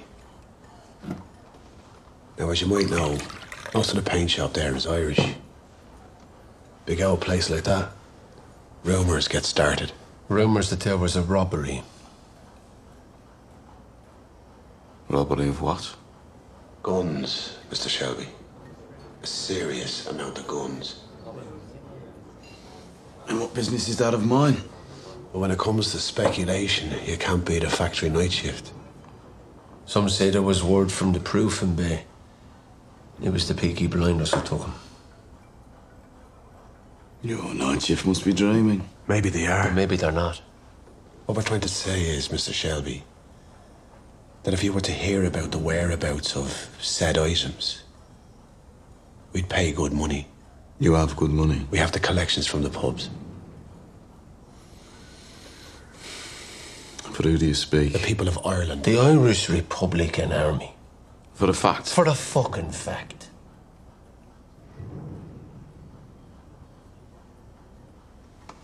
You think we're jokers? Am I laughing? Oh, Father, why are you so sad on this bright Easter morn? Why will you shut up?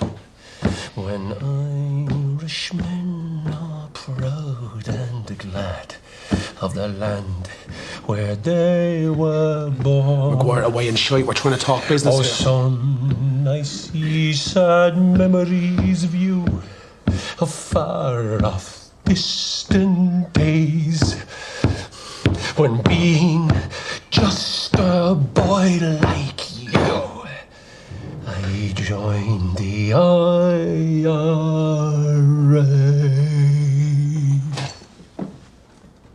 Bravo. Where are the lads who stood with me when history was made? What's about what, I'll let you know. Robert Creed, I long to see the boys of the old IRA. I thought you were only allowed singing on a Saturday. Whiskey is good proofing water. Tells you who's real and who isn't. And what did my countrymen want? Oh, they're nobodies. They drink of the Black Swan and Sparkbrook. They're only rebels because they like the songs. You have sympathies with them. I've no sympathies of any description. Their accents were so thick, it's a wonder you could understand them. Next time I could translate. You'd work for me. I thought I already was. So you are coming to the races. £2, 10 shillings. Right. 10 shillings. Buy something red. To match his handkerchief. Whose handkerchief?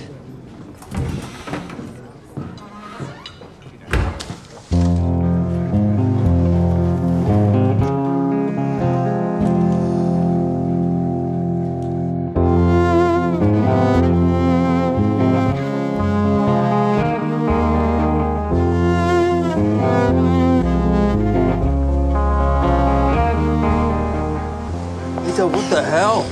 I dared myself to run through their territory in my dress. Are you mad? Yeah, mad as hell with all of them. I love you. I love you too. The more they try and stop us, the madder I'll be. Come on, Princess. The vicar's waiting. Wait. How do I look?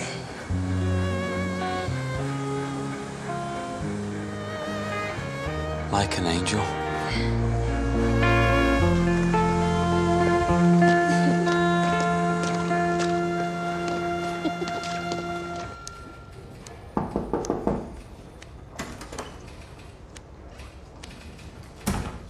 Moss, what do we know about the Black Swan?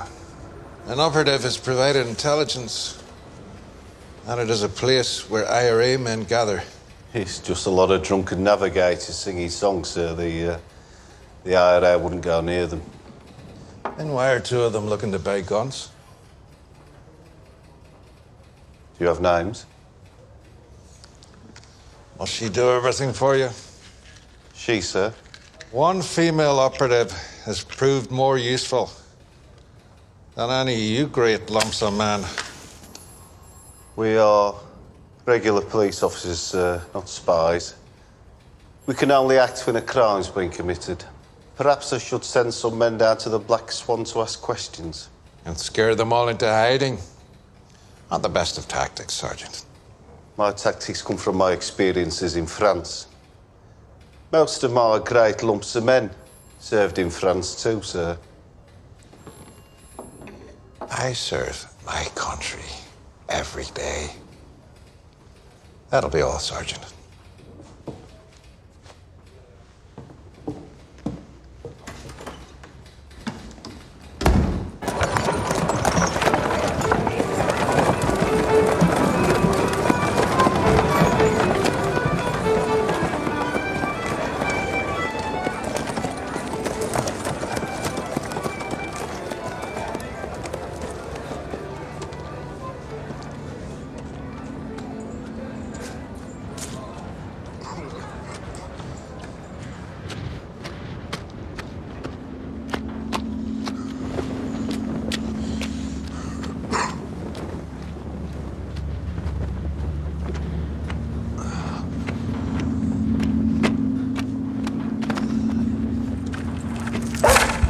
Away and shot!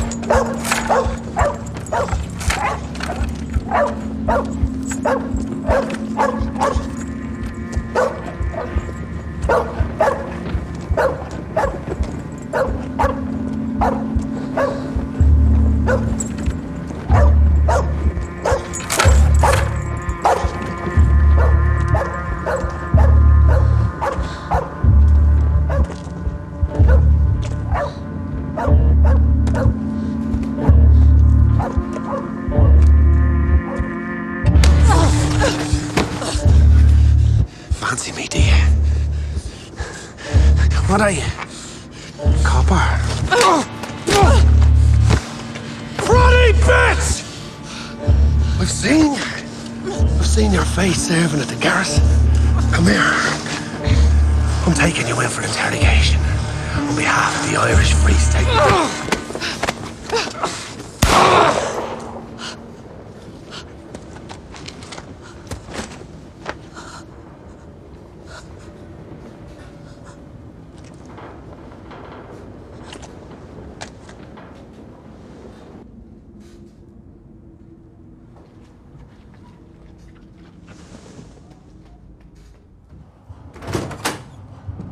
Right.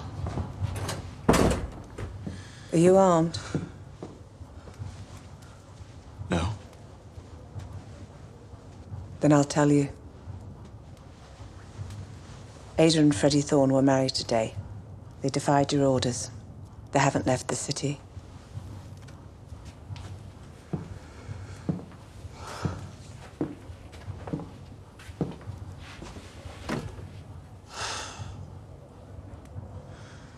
I'll deal with it. Thomas, I'll deal with it. Where are they? Freddie's comrades have safe houses. Why do you want to know? I want to send them flowers. Why do you think? Would it be so bad if they stayed?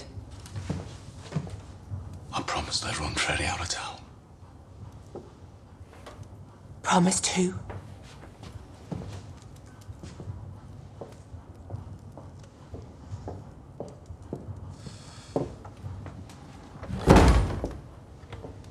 I told the coppers Freddie wouldn't come back.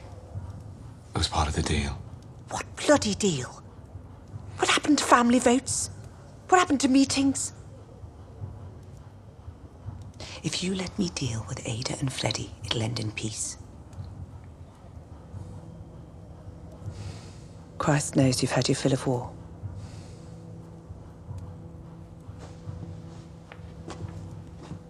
You get Freddie out of town, Paul. Or else I'll deal with him myself.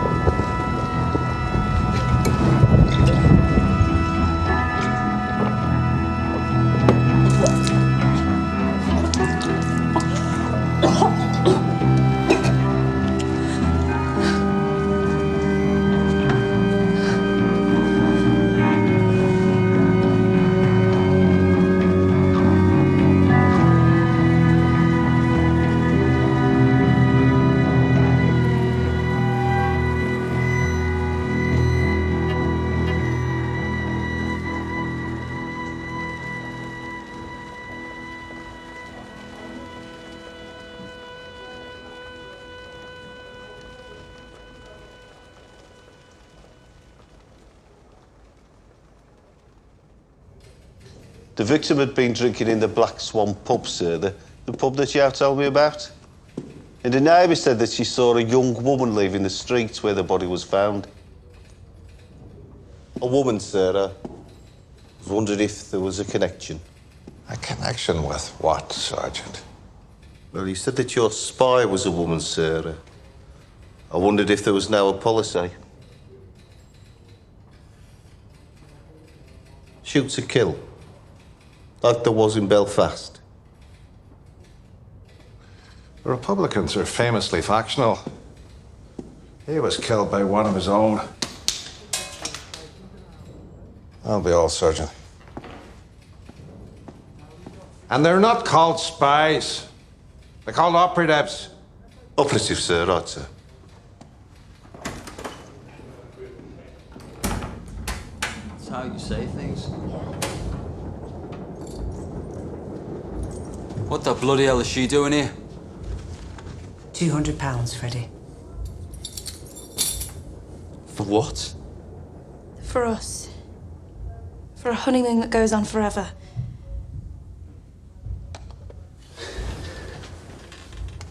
Where did it come from? Family fund. Pockets of widows and desperate men.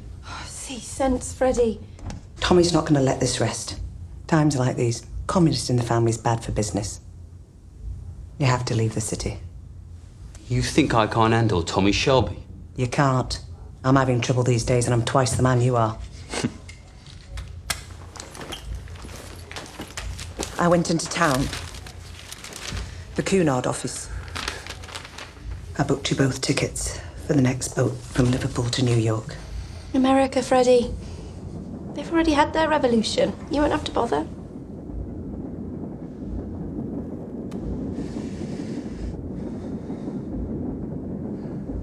Would you ladies at least let a man sleep on it?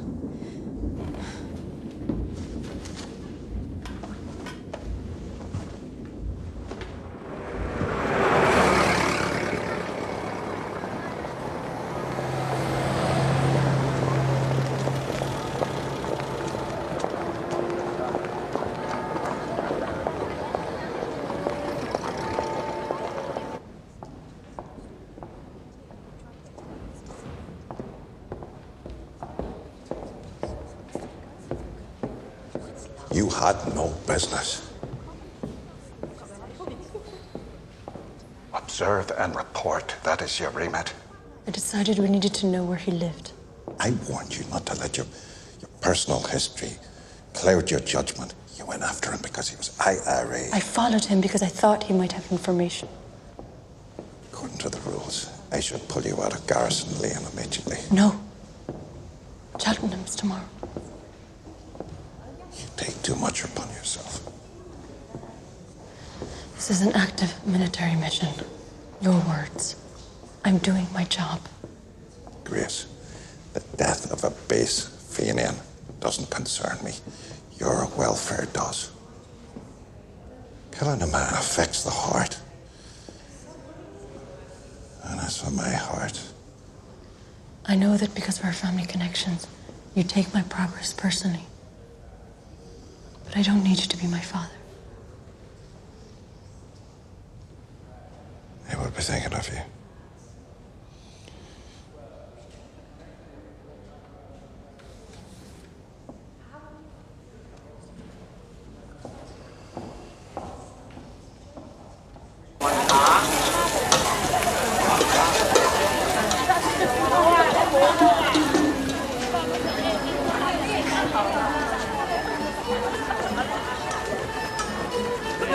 Mr. Shelby, sir. Suzanne. That suit is sold, sir. It's being collected this morning. I know.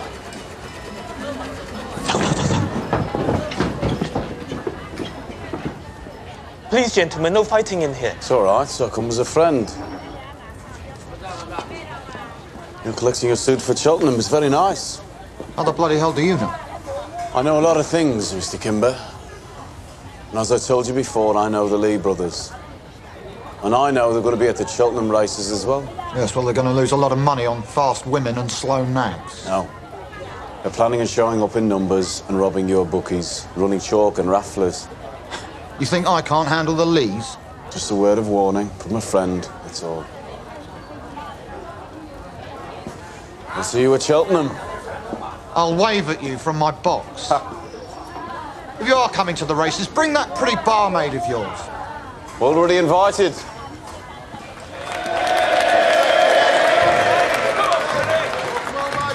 Comrades, as you know, to even gather like this today is illegal. Chief Inspector Campbell has ordered that we're not allowed to assemble in groups of more than 3 people. So, to comply with the law, please now clump together in groups of 3. Do you hear that, boys? The same whistles they used to blow to send us over the top, they now blow to try and break us up. So before the specials get here, raise your hands, all those who want to strike. Now disperse and take the message home. United, we will never be defeated.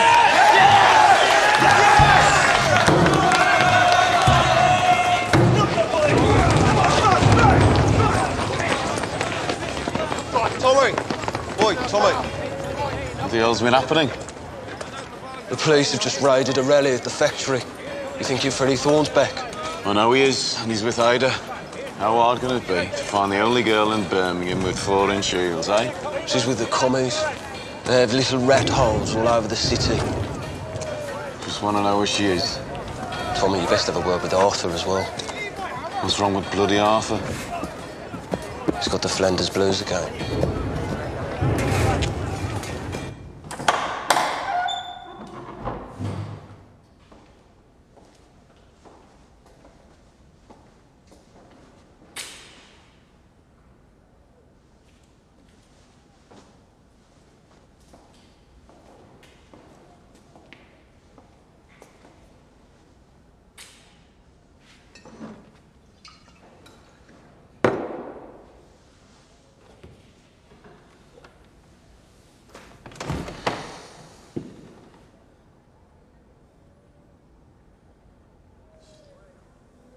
People keep asking me questions that I don't know the answer to.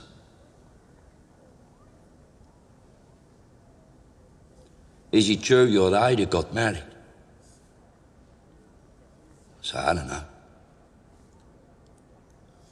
Where's she living there? I don't know. Arthur. Who killed the Paddy from the Black Swan? I go. What Paddy? They say. Is it you, Peaky Blinders? Who stole the guns? From the BSI.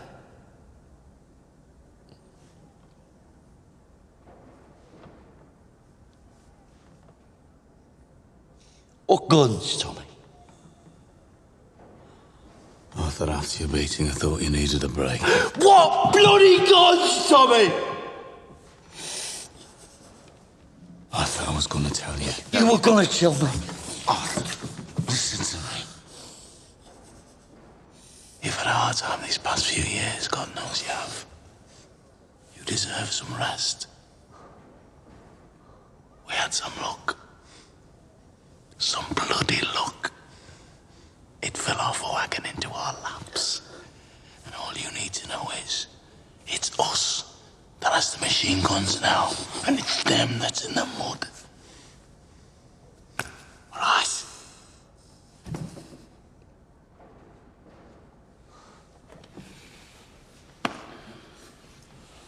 Come on. I have a surprise for you. Come on.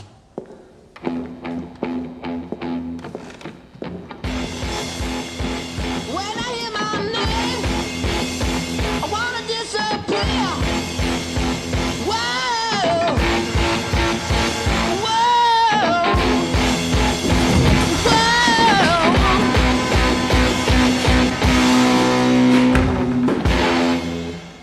Surprise. Where is she?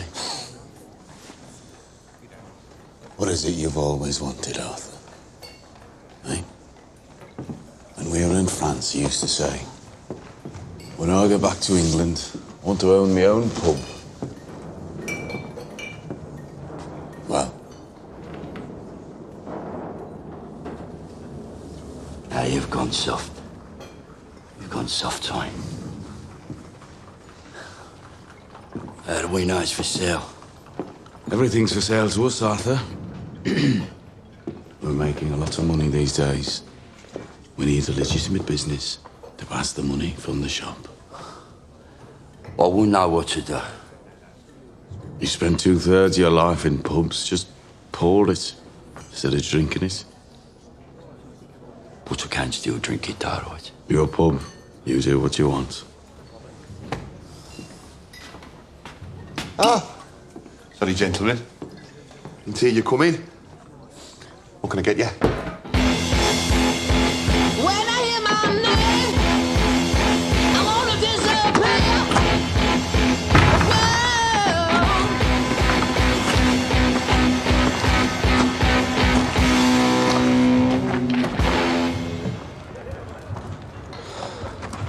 Bloody kids. I think the other one's punctured as well. Mr. Campbell wants an explanation. Today, some rabble-rousing union man brought the BSA out on strike. Freddie Thorne. Thought you promised he wouldn't come back. I know he's in town. I'm dealing with this. Well, Mr. Campbell thought that you controlled your territories. Yeah. I said I'm dealing with it. I heard that Freddie married your sister. Some family you've got, eh? Bet you can't wait for Christmas. Deliver Freddie Thorne to us. Or take your sister in as an accomplice. She'll get 4 years for sedition. Or you can turn him in. And your sister goes free.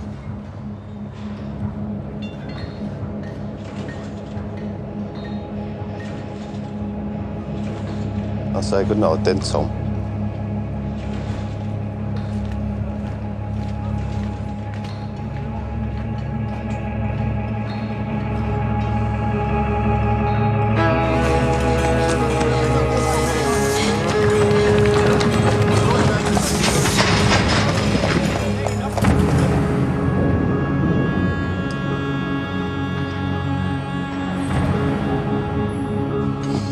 Have you seen Freddie Thorne?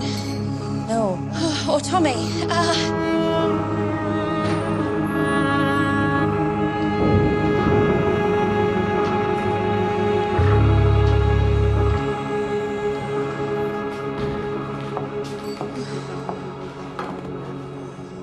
have to find Freddie. Drink this first. No, I have to find them. I think they're going to kill each other. Wait. Who's going to kill who? We need to talk.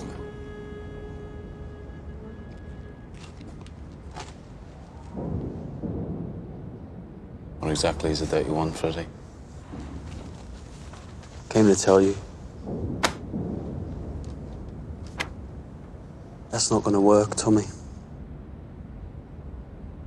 Polly came round. She gave me that. Well, Polly must have had a rush of blood. Or port wine.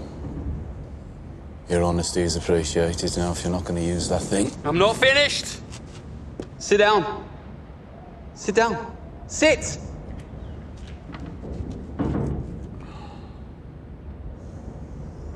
Talk to me about the guns. Do you remember we used to jump in here and see who could swim across the I'm here to talk business, Tommy. Do you reckon we can still do it?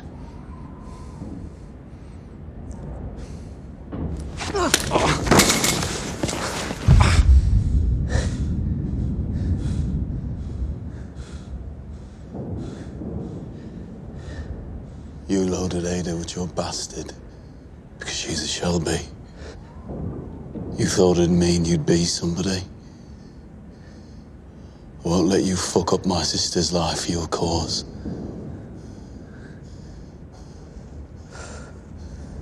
My God.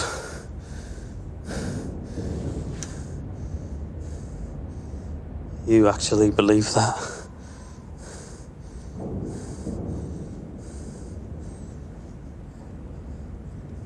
I love her, Tommy. I've loved her since she was 9 and I was 12. She loves me the same.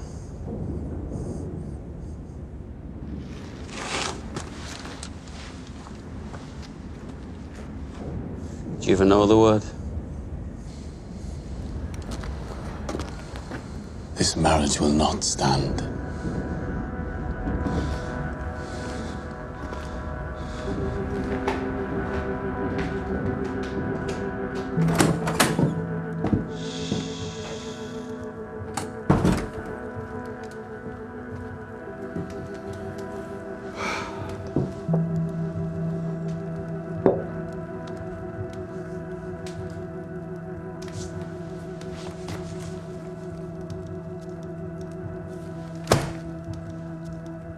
Freddie didn't want your money. And now the coppers are saying that if we don't turn Freddie in, they'll put Ada on the arrest warrant as well. That's where your compassion gets you, Paul. From now on, we do it my way. Or what?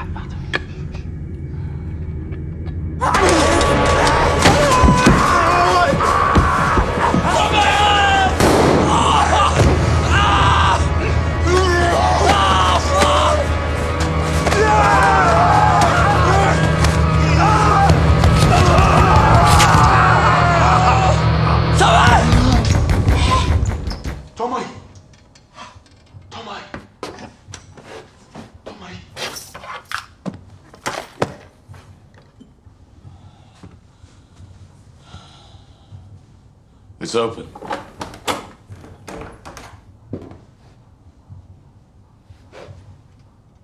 Private whiz-bang reporting, sir. At ease.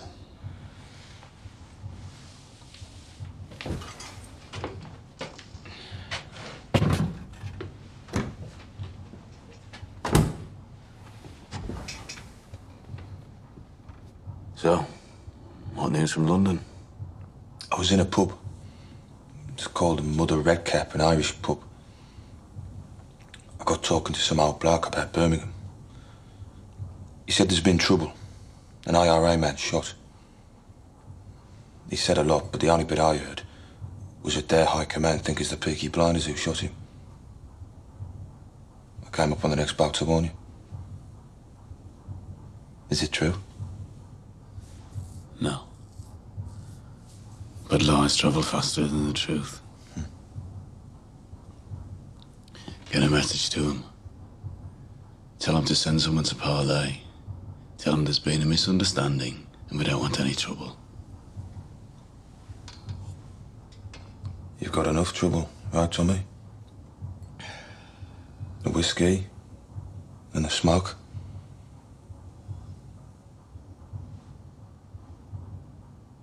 I can smell it in the air. I use it sometimes myself. Call it my sweetheart. They gave us the worst job, Tommy. Yeah. And we fucking volunteered.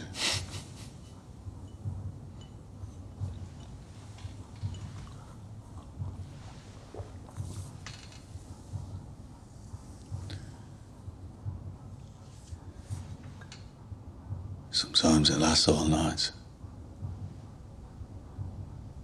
And I lie here. And I listen to the shovels and the picks against that wall there.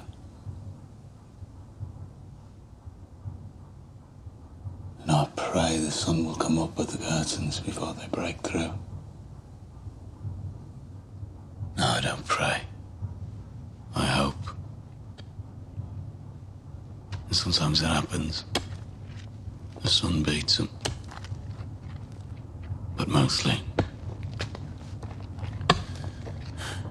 the shovels beat the sun.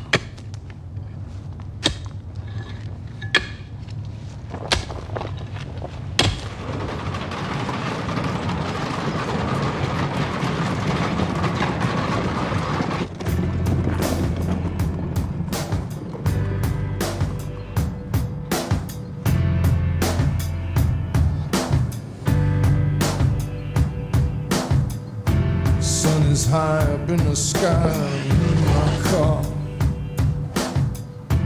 drifting down into the abattoir. You see what I see, dear?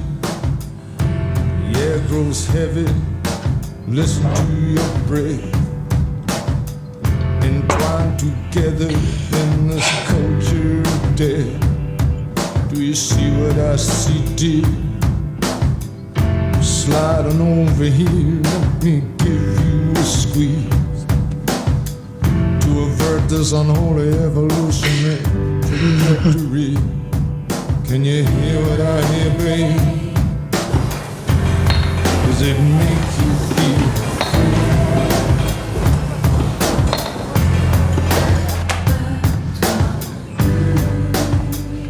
feel? Your sister was here.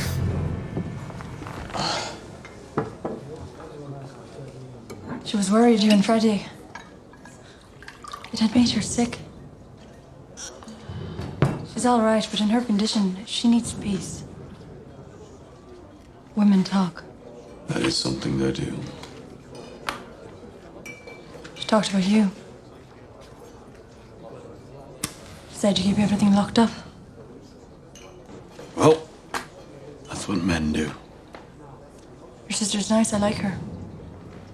Can't be easy for her. Her brother and her husband fighting over the same thing.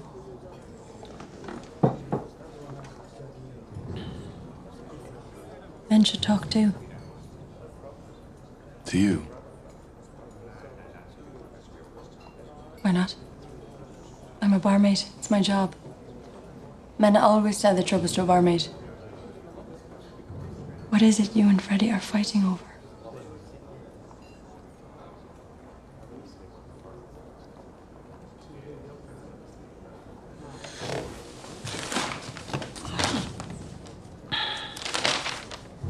I'll meet you here at 9 o'clock tomorrow morning.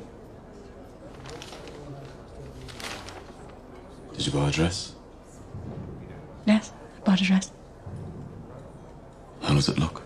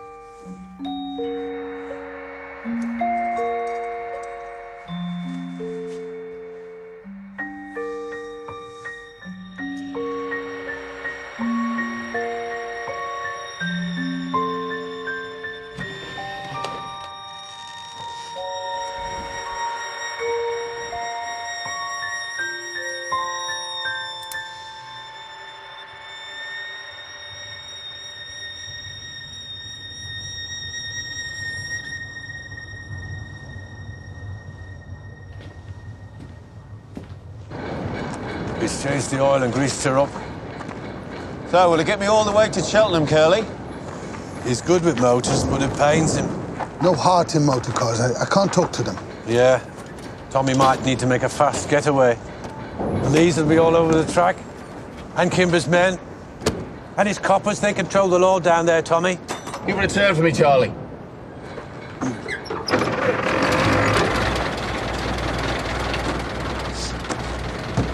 This car only seats 4. You'll need more men than that if you're to come back alive. It's just me and a girl.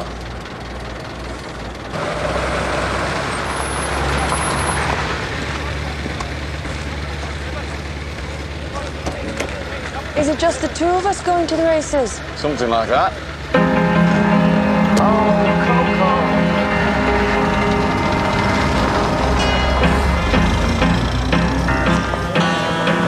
Well, folks, I'm going down to St. James Infirmary to see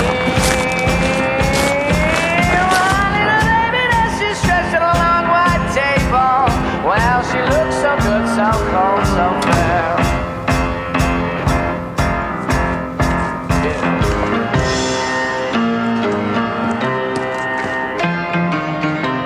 Attention! Right. This is what's known as your final briefing before going over the top. 60 mile down that road is Cheltenham racetrack. Johnny, what's our mission, boy? To stick it to the Lee family, Arthur! That's right. The Lees are skimming money off legal bookies, running chalk, selling rafflers, and beating up them as won't buy. But today, we're going to stop them. What about Kimber's men? Thought he had his own protection. Kimber's let his troops go rotten. They're on the take from the Lees to look the other way. We're going to show Kimber how it should be done. Now take what you're good at. Those of you with guns, keep them out of it. Unless a gun is pulled on you, we want this done quietly. So when do we share out the cash? We don't. We're not keeping the cash. You're in Tommy's army now, boys. Trust only kin. Let's go.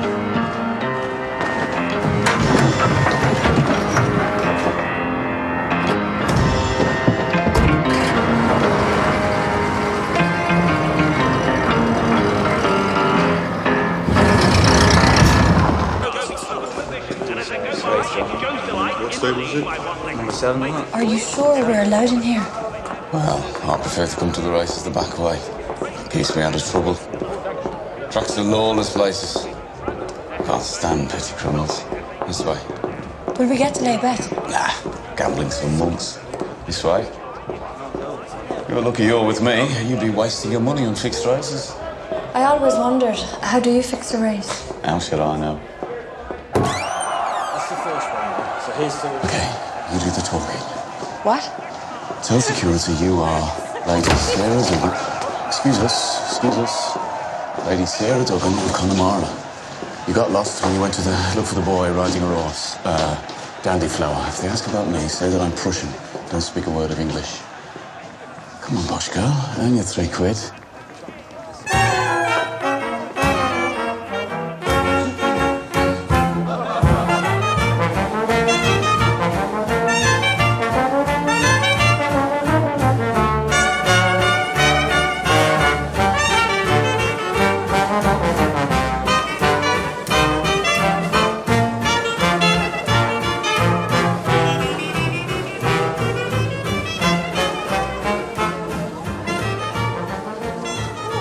I still prefer the garrison.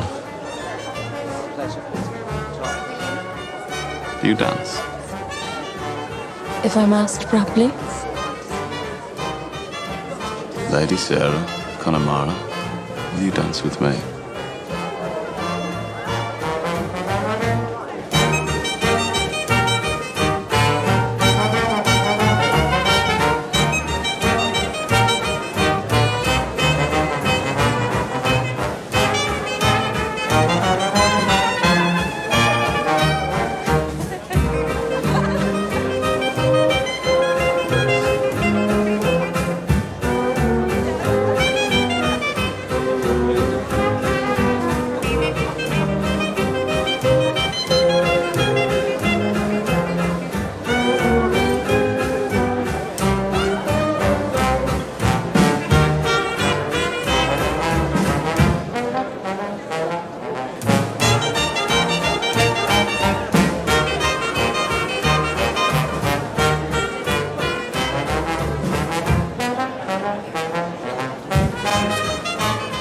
Roberts, the Peaky Blinders are here.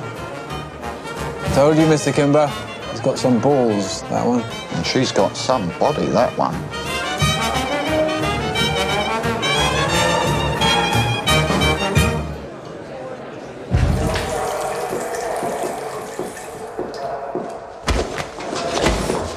Shark, for your blood bowl.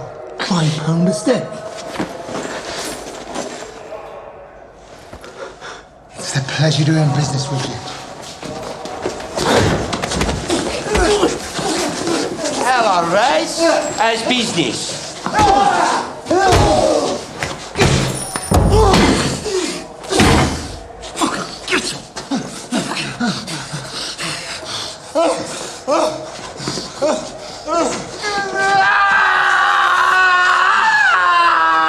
Stay still, Raz, or I'll take the whole ear off, and you're going to need your ears to listen. No more choking on Billy Kimber's boys. Right? We're the protection now. I commandeer this stolen money by order of the Peaky Blinders.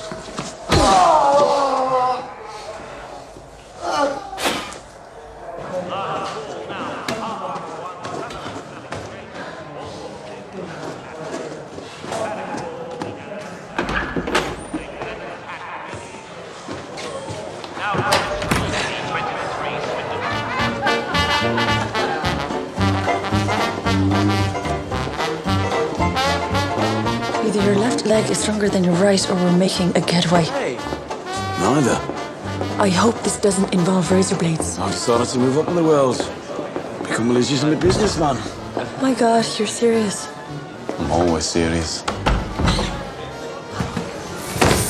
We chased the lads across the track right the way down the Devon Road. We got every penny back. Nice dress. And we're out to my pub. Buy the boys a drink. Anyone hurt? A few cuts and bruises. Off the girl, Lady Sarah.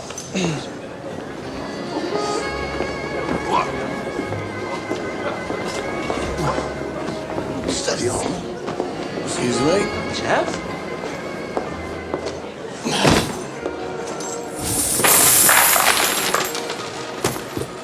Your money, Mr. Kimber. rescued from the Lee brothers, and return to you with a request for a fair hearing. Your own protection is failing, Mr. Kimber. Your boys are taking cuts. I want to suggest that from now on, you contract out your racetrack security to the Peaky blinders. We'd be saving you a lot of money, Mr. Kimber. A lot of money. In return, you give us 5% of the take and 3 legal betting pitches at every race meeting north of the River Severn, rising to 6 after 1 year if we are all satisfied with the service. What do you say, Mr. Kimber?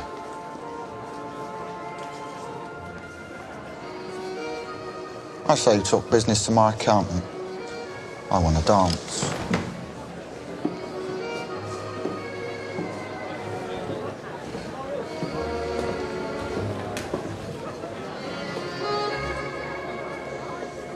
Your man said it was all right for me to have this dance.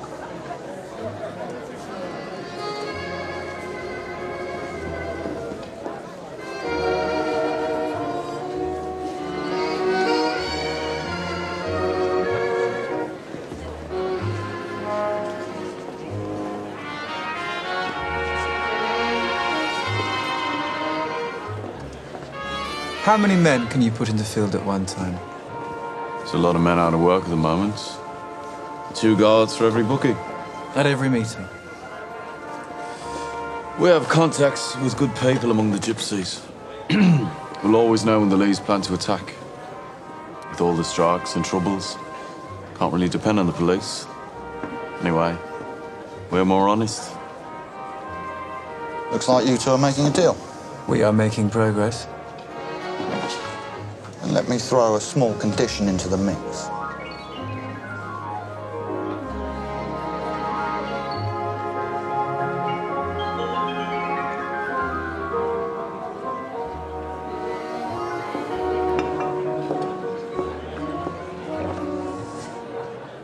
So listen, we're gonna go for dinner at Kimber's house. Here's the place a couple of miles away. I have some business to settle first with this accountant, so you go on ahead with Kimber. Just me and him? Yeah, till I'm done here. Is that all right? Look, I'll throw in an extra £3 for your extra time. You think I'm a whore? Everyone's a whore, Grace. We just sell different parts of ourselves. You said you wanted to work for me. To do that, you have to sharpen up. The deal is, I'll give him 2 hours with you. He thinks he's a ladies' man. He thinks he can seduce you. Whenever you want, just kick him in the balls. I'm a clause in a contract. If you want to be part of my organization, you have to make sacrifices. Do we have a deal? As a sweetener, you can try your luck with mine. Yeah, we have a deal. 2 hours? Yeah. Side bet, £10 is over fucked in one. Mademoiselle?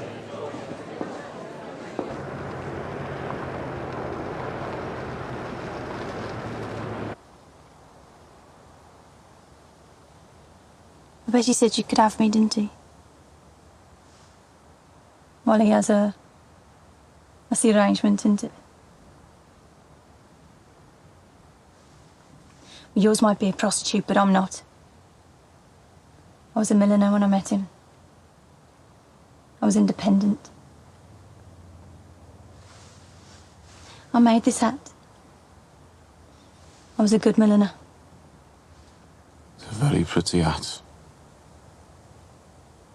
Really is.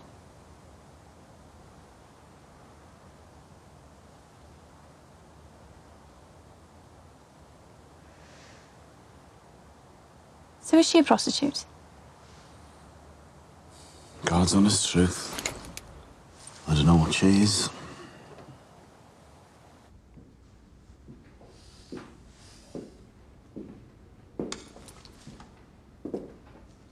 You showed me up back there at the races. Why don't you teach me how to dance properly? The music's too slow. Put on a Charleston. Well, then we'd be far away. I want to dance like this. come on, you weren't so stiff back there, were you? Hmm? You ever been in a house this big? Hmm? Look at you. You look like a bloody film star.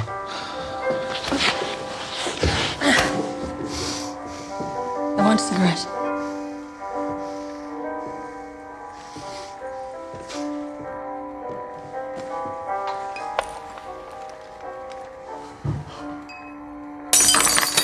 Oh, look, I've dropped something. Pick it up.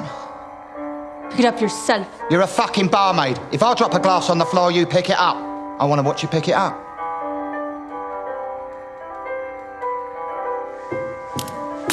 Right, you listen, Slake. I tried something, right? Yeah?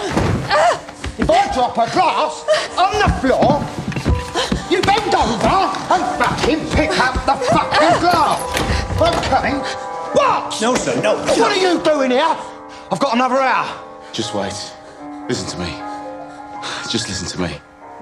I was going to let you go through with it, but in the end, my conscience got the better of me. She looks good on the outside,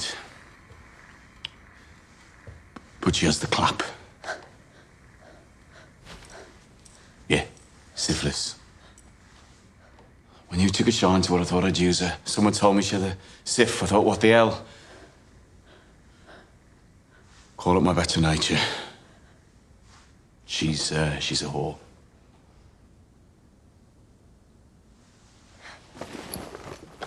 Love, just go and wait in the car. I can walk on my own.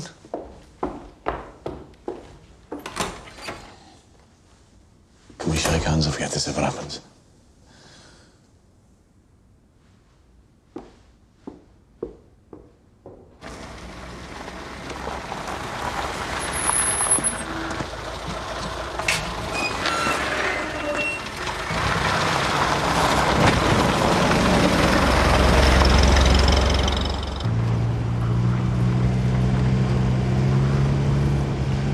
Start of the day, I was Lady Sarah of Connemara.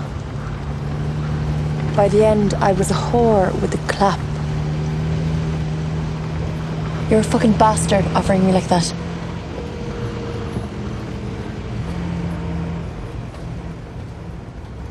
But then you change your mind. Why did you change your mind, Thomas?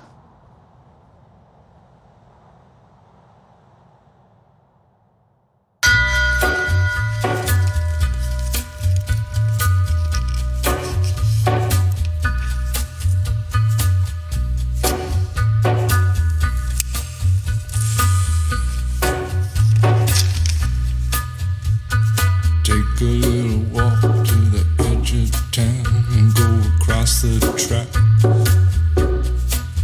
where the viaduct looms like a bird of doom as it ships